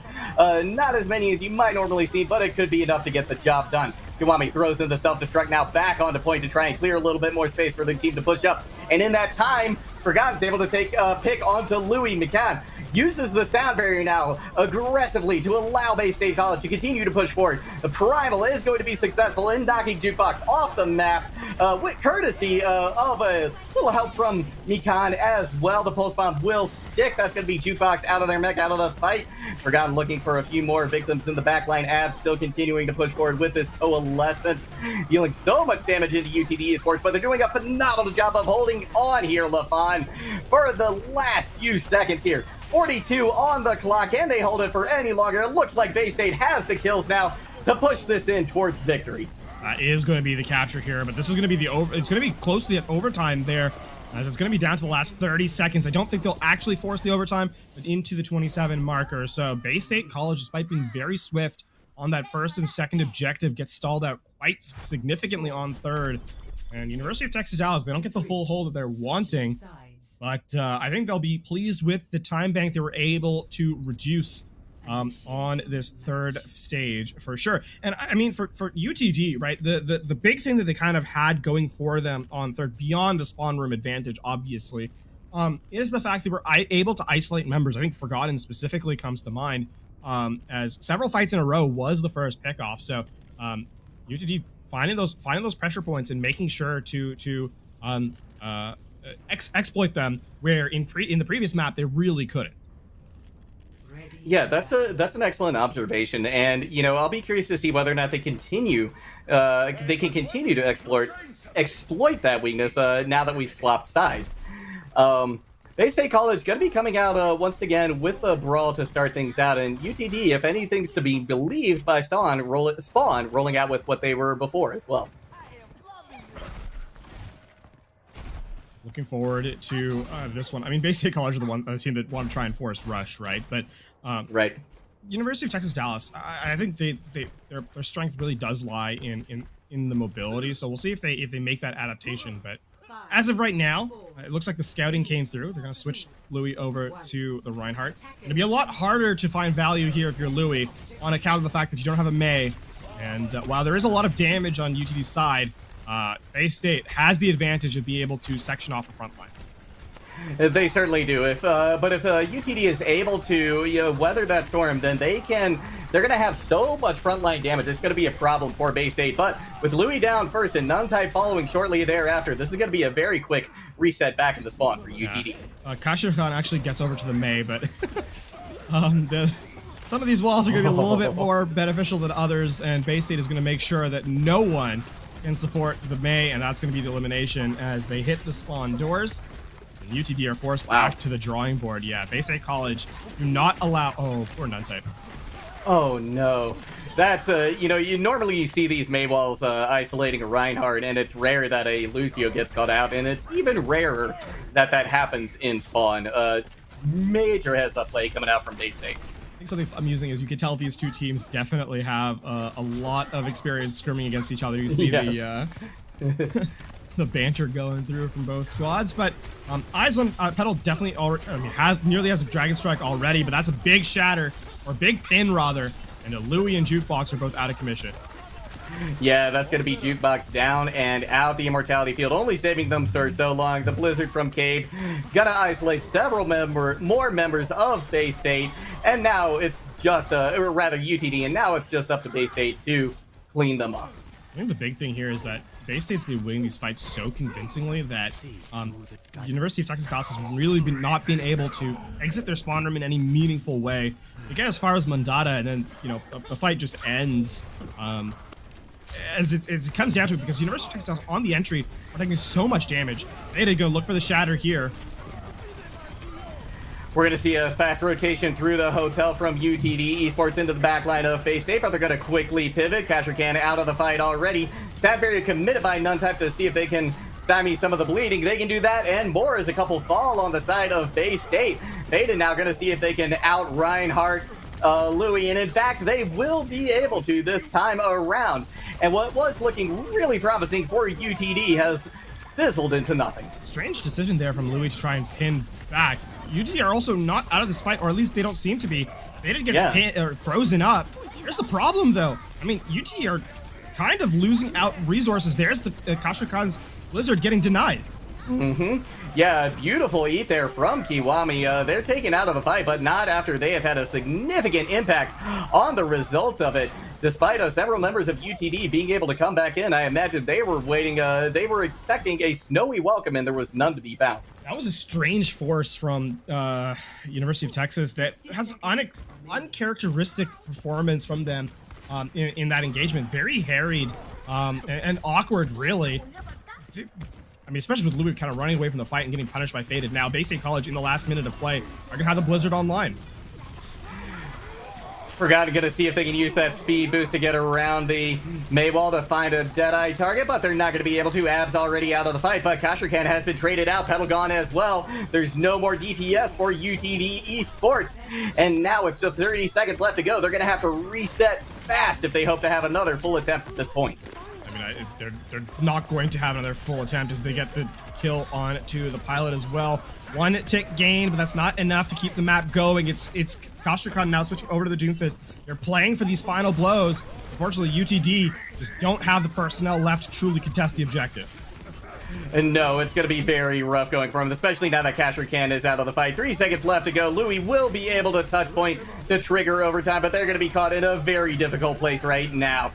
Amplification Matrix committed by Sova. They get some more damage, some more healing onto their team before they're sent back to spawn. Nice pin coming in from Louis. They're going to be able to win the Reinhardt duel this time around, and miraculously, UTD Esports has found a way to crack open this point, and we'll see the streets of Kings Row. Sometimes you just have to be a player just goes all the way out and just says, we're winning this fight. There, it's actually Louis who does so. This time pins into Fade. It takes them and does enough damage to get the elimination and the Shatter turnaround for the final blow. And it felt like they just lose the assignment a little bit. UTD does not.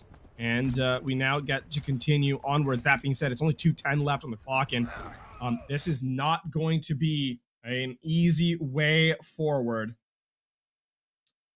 for University of Texas Dallas, as ultimately, I mean, this has been, it was a struggle to get that first objective. Yeah, it really, really was. And, you know, UTD, they're going to have momentum off of that, but not much in the tank in terms of ultimates moving into this next fight.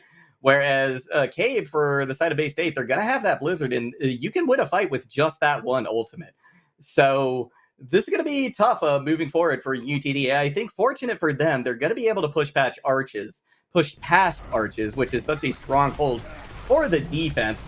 So they at least have that going for them into this next fight. Petal actually going to get a pick onto Cave as well. That's going to neutralize that Blizzard threat with Jukebox finding Mikan in the backline as well. UTD Esports have found the pieces of the puzzle that they needed to continue to move forward here in Streets. Now, obviously, the fight was a little bit scattered, but that's the most confident UTD's looked all through the series so far. Juggle God, and hey, I mean, they're looking for perhaps a pin play, but Louis decides that not the most efficient way of winning that next one. Will back up and retreat to the point. As Jukebox scouts out here on the high ground, and unfortunately is scouted out.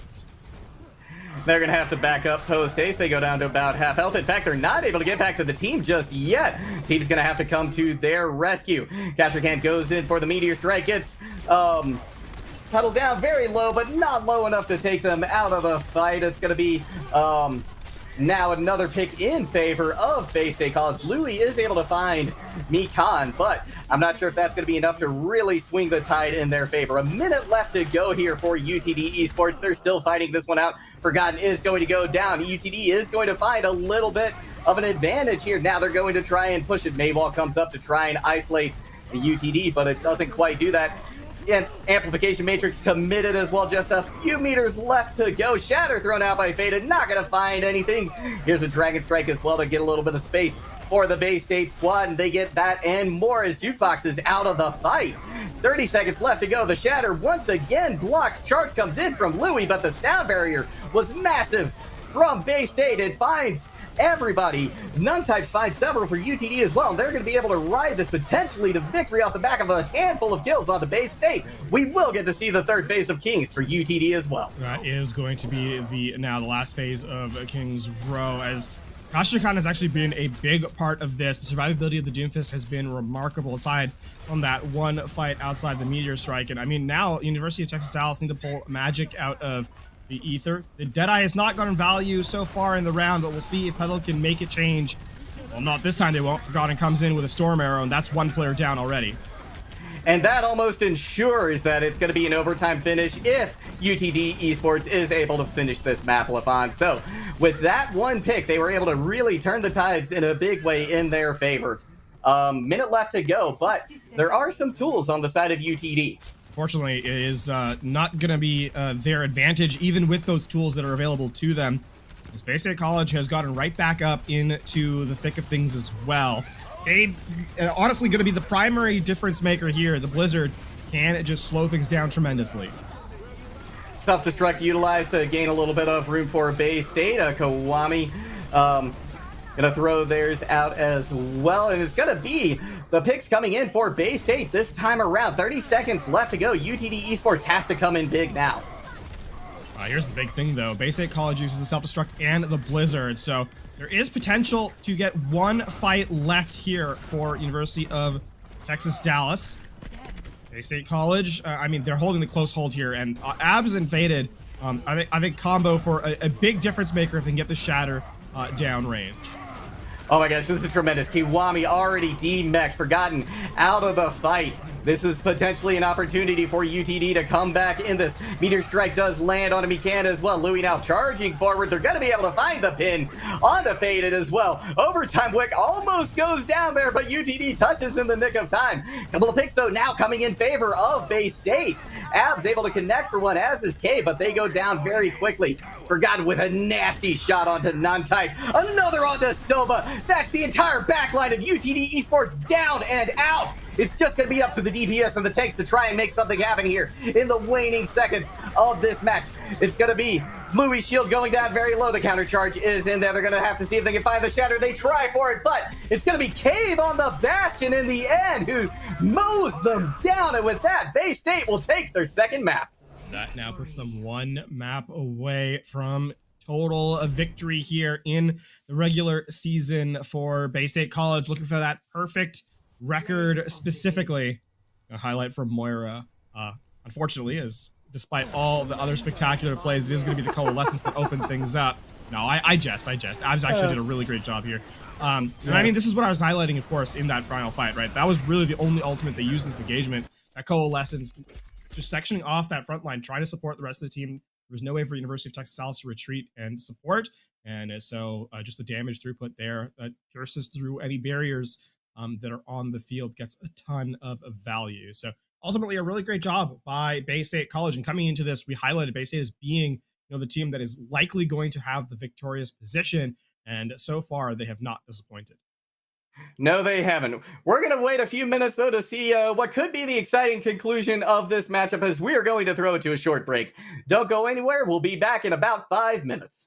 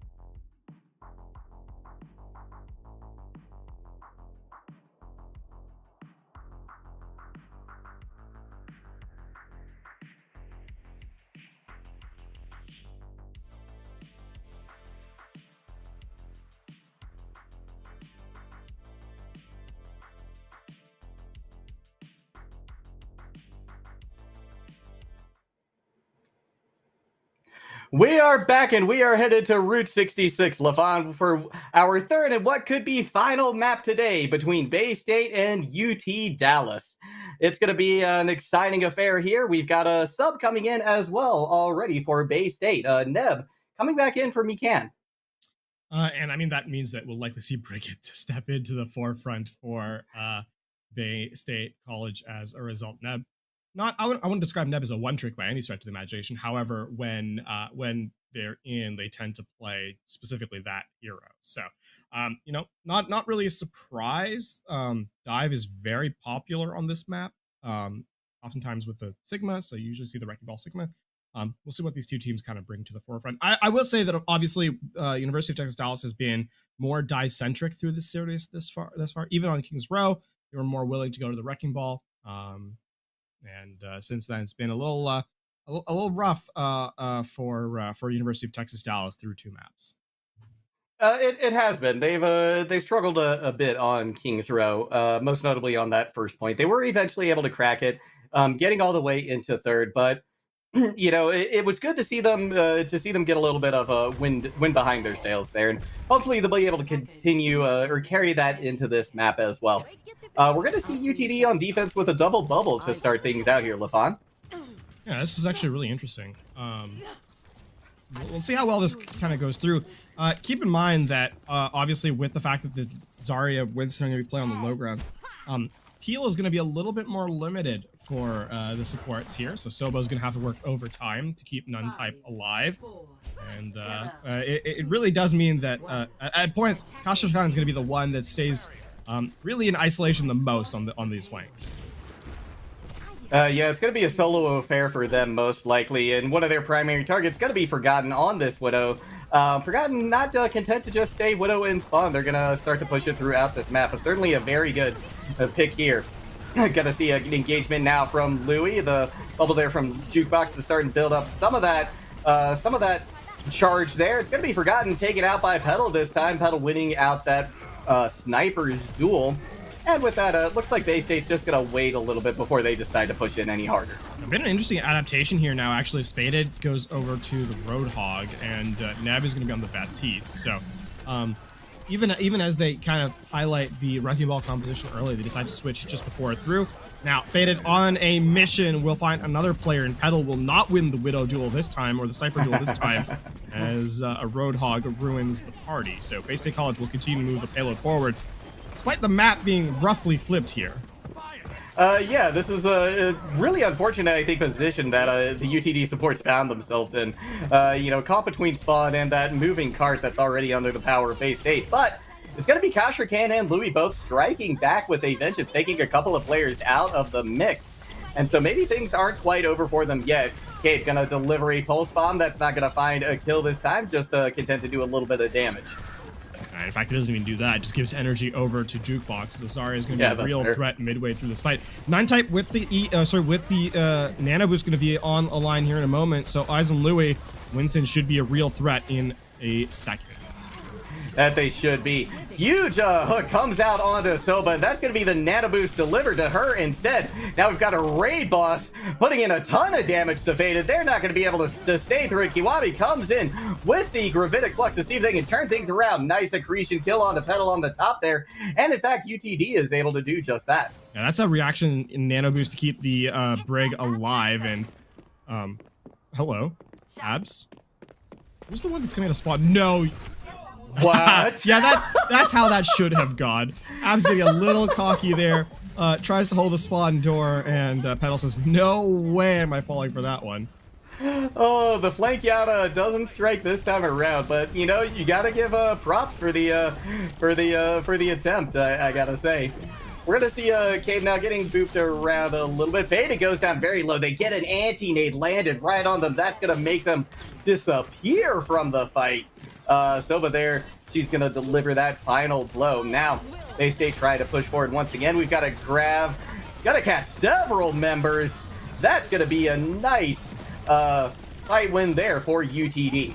I mean, the anti-nade definitely helps from Nun-type, so no healing, and they can't escape. They don't get all the eliminations of the players that were in the Graviton Surge, but enough to slow them down a little bit. But Bay State College still pushing.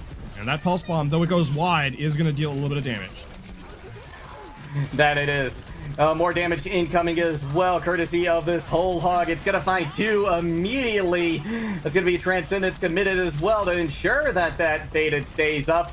Go down very low as soon as that starts to dissipate, though. It's going to be Jukebox, though, falling in the end, as will Sova. And with that, Bay State will capture first.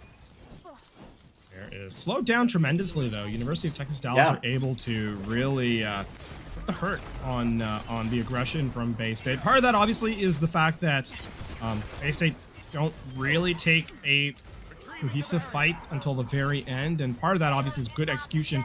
I think specifically, I mean, Paddle's been really big, has hit a couple of really nice shots, but Nuntype also a couple of really good survivability plays to keep themselves in play. Gashakan now on the flank and trying to do what Abs did, but better.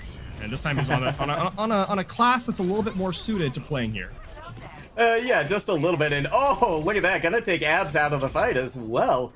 Nice pulse bomb there. And with that, with Paddle's contribution, now 3 members of Bay State are gone. They're gonna continue to try and push forward, maybe just try and build up a little bit of ult charge, but this fight is firmly in favor of UTD. Oh, man. Very funny seeing the conversation between Abs and Kasha Khan there. Anyway, as the fight kind of commences, it's going to be caught in a corner here. Nanobu's going to be committed, and that's going to be a solo grab onto the Brig. And Brig might not even go down despite that. Huge support coming in for them. Louis will find a pick onto Kawami, though, and that's pretty crucial because they had the Gravitic Flux ready to go as well.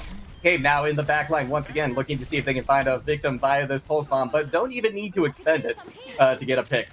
Yeah, this time, I mean, the nano boost was applied to the Zarya, but even still, the rally was too much to burn through, and coupled with the Orb of Harmony, Bay State College keep their supports alive, and Kasha Khan not able to escape with the second attempt at a spawn hold, and so Bay State College, with that firmly out of the way, we'll rotate. We'll roll all the way to the end of the second. The time is still pretty poor for them here, and Bay State will have to deal with a couple more players. That they do. And look at this, the flank now coming out from Neb on the Brigitte. It's gonna get a little bit of value, but in the end, it's gonna be both Bay State supports falling.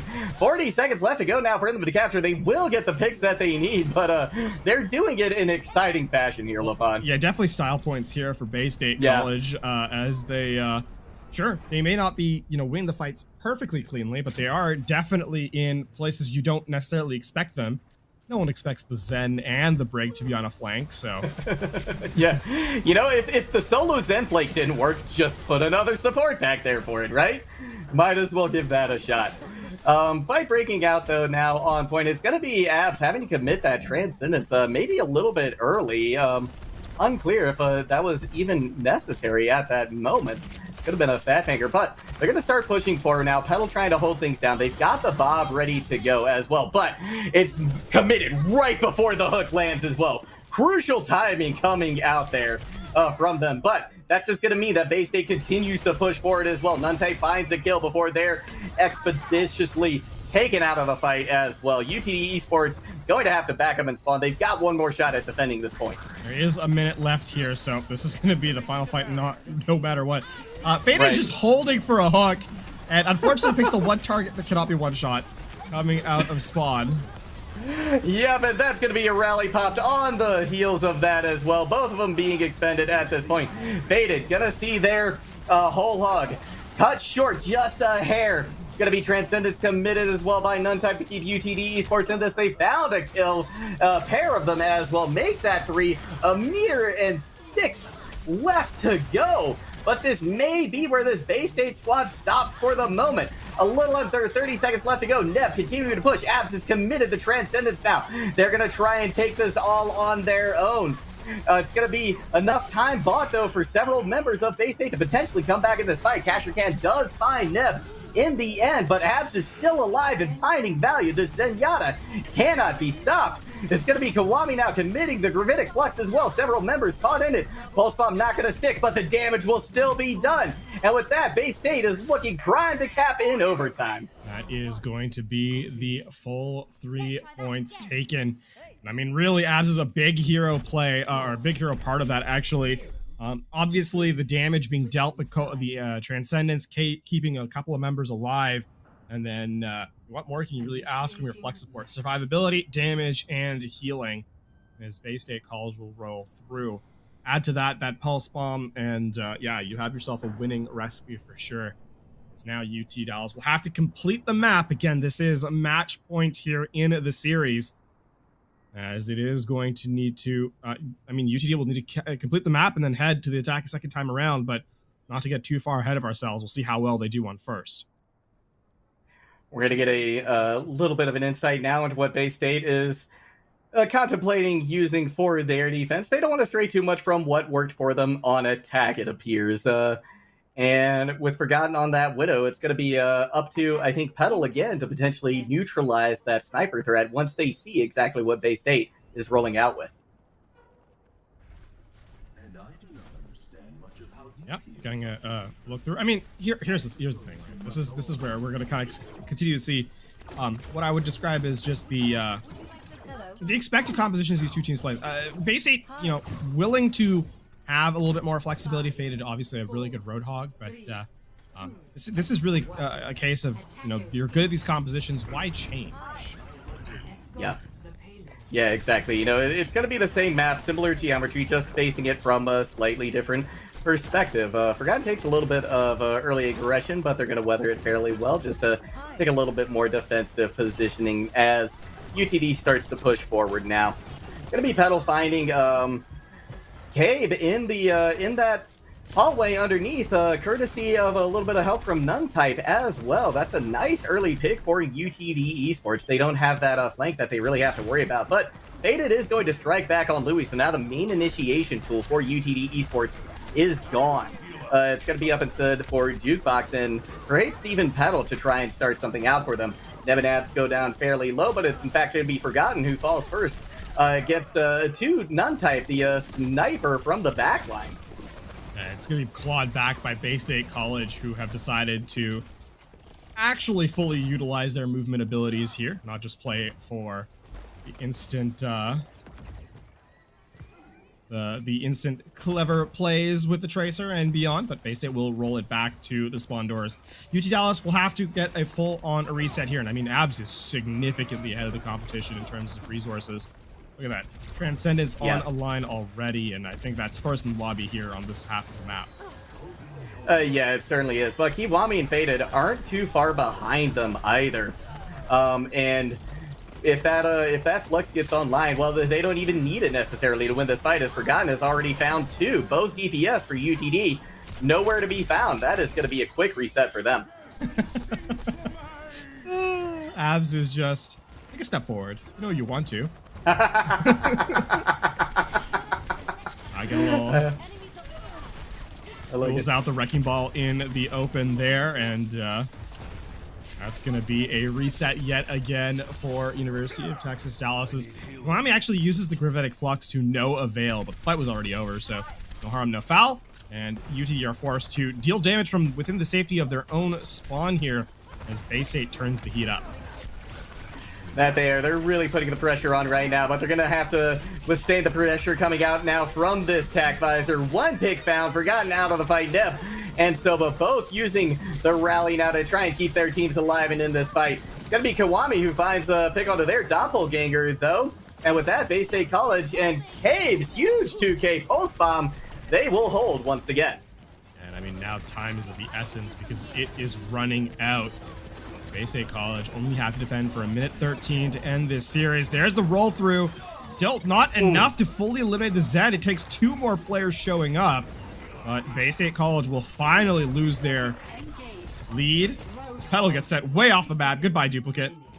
Yeah, that was a nice heads-up play right there to boot them off the map once they got onto that Roadhog. Gonna see a little Wrecking Ball Widow duel right here. Typically goes the way of the hamster, but not this time around, as a little bit of help came in the form of Cabe there at the last minute. I mean, a little over 30 seconds left to go. Forgotten also hit a grapple headshot onto Jukebox to take the Sigma out of the fight while being harried by the Wrecking Ball, so It is Yeah. really, really basic coming in and flexing just a little bit their prowess on this composition here. Yeah, they certainly are. Louis falling early to Forgotten. Once again, that is going to be a res coming out. But in the meantime, that lets Petal go by the wayside as well. 15 seconds left to go. The cart is moving, however. Can it stay that way is the question. A couple of picks now coming in favor of UTD Esports. Kasherkan going to be able to find Faded with those Helix rockets. Here comes Kawami now trying to get something going with this Gravitic Flux. Hooked out of it, though. That's going to be a nice one coming in from Jukebox, and UTD will continue forward. Nuntype is trying to crouch to their corner. Unfortunately, he's going to meet a Brig in a moment.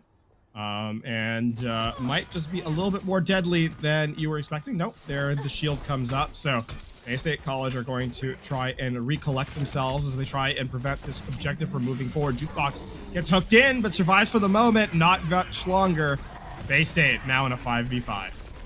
This is going to be tough, especially now that Louis has committed the minefield as well. Bay State doesn't have much that they can hope to do right here, especially with Kasherkan dealing a lot of damage from the flank. Gabe coming back in, though, only for a little while. Able to get a couple picks, but I don't know if that's going to be enough to stymie this push. UTD Esports will get a little more time on the clock. Yeah, 2.5 minutes there as the cart rolls into the checkpoint. But man, that was dangerous even at the very end. I mean, they took a commanding lead in that fight and then nearly threw it away. Or more correctly, Bay State nearly recovered the objective as Cave came in for 2. But now that is going to be on to the second phase. We're seeing some changes yet again as Cave will go over to the Soldier to mirror out Kasherkan. And now, I mean, we have a nearly similar, very, very similar compositions here as the only long-range hit scan on the board is Forgotten at this point. Yeah, Petal doesn't seem to want to take the sniper duel at the moment, whether it's because they're afraid or because they think they're just going to find more value on the Echo. That's a question remains to be seen.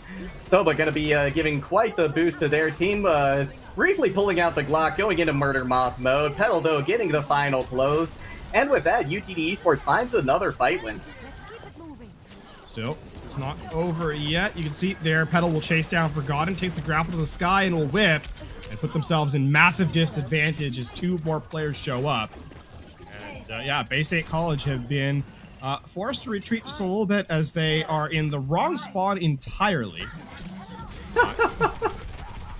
Yeah, it's, but it looks like Jukebox is actually getting the raw end of this deal right here. Despite this wacky Bay State positioning, they're able to get a pick onto them. Cart, though, getting very close to completion here in this second point. You see Kasherkan taking Forgotten out of the fight, but just as quick, Gabe strikes back. Duplicate onto the Diva. Now can Petal build up the self-destruct as quick as they need to. It's going to be able to set off on point. Not going to find any kills. Everybody able to just kite away from it. And with that, Bay State is going to hold. Now just 30 seconds for UTD to try and push this through. It is going to be looking to get these final eliminations. UTD will look to kind of close things out. There's the last rally from Neb just to get a little bit more HP. And with Louis getting caught up in the roll through, I don't see Bay State College losing this fight. No, neither do I. I think this one is going to go all their way. Abs has the pick as well. Going to pop the Transcendence in spawn. Cade coming in with a pick as well. Hook off to the side, but with just a couple seconds left to go, there is somebody on cart stalling things out. Jukebox not going to be long for this world. The fight taking place back over towards the coast in first, and with overtime ticking away, Bay State will finish the season on top and undefeated. And they take another 3-0 here. And I mean, even over the season, they have not lost many maps in general. 1 to Converse, 1 to Northwood, otherwise entirely undefeated. And they'll get the 3-0 here tonight as UTD will fall. Not out of playoff contention, of course. We'll see these two teams forward in the future. But for now, the victory is firmly Bay State College's. And well-deserved, too. Bay State just a tremendous force in the collegiate scene, showing us tonight exactly why that is the case. Taking the third-place team 3-0 is no small feat at all, LaFon. No, it really isn't. I mean, obviously these two teams have great familiarity with each other. We saw them joking around throughout the entirety of the series. These teams scrim against each other all the time, but it's one thing to scrim, another thing to be in competition. And obviously when the pressure is on, Bay-State was there with the victory. So with that, I mean, congratulations to Bay-State on a flawless season as they complete another win here tonight.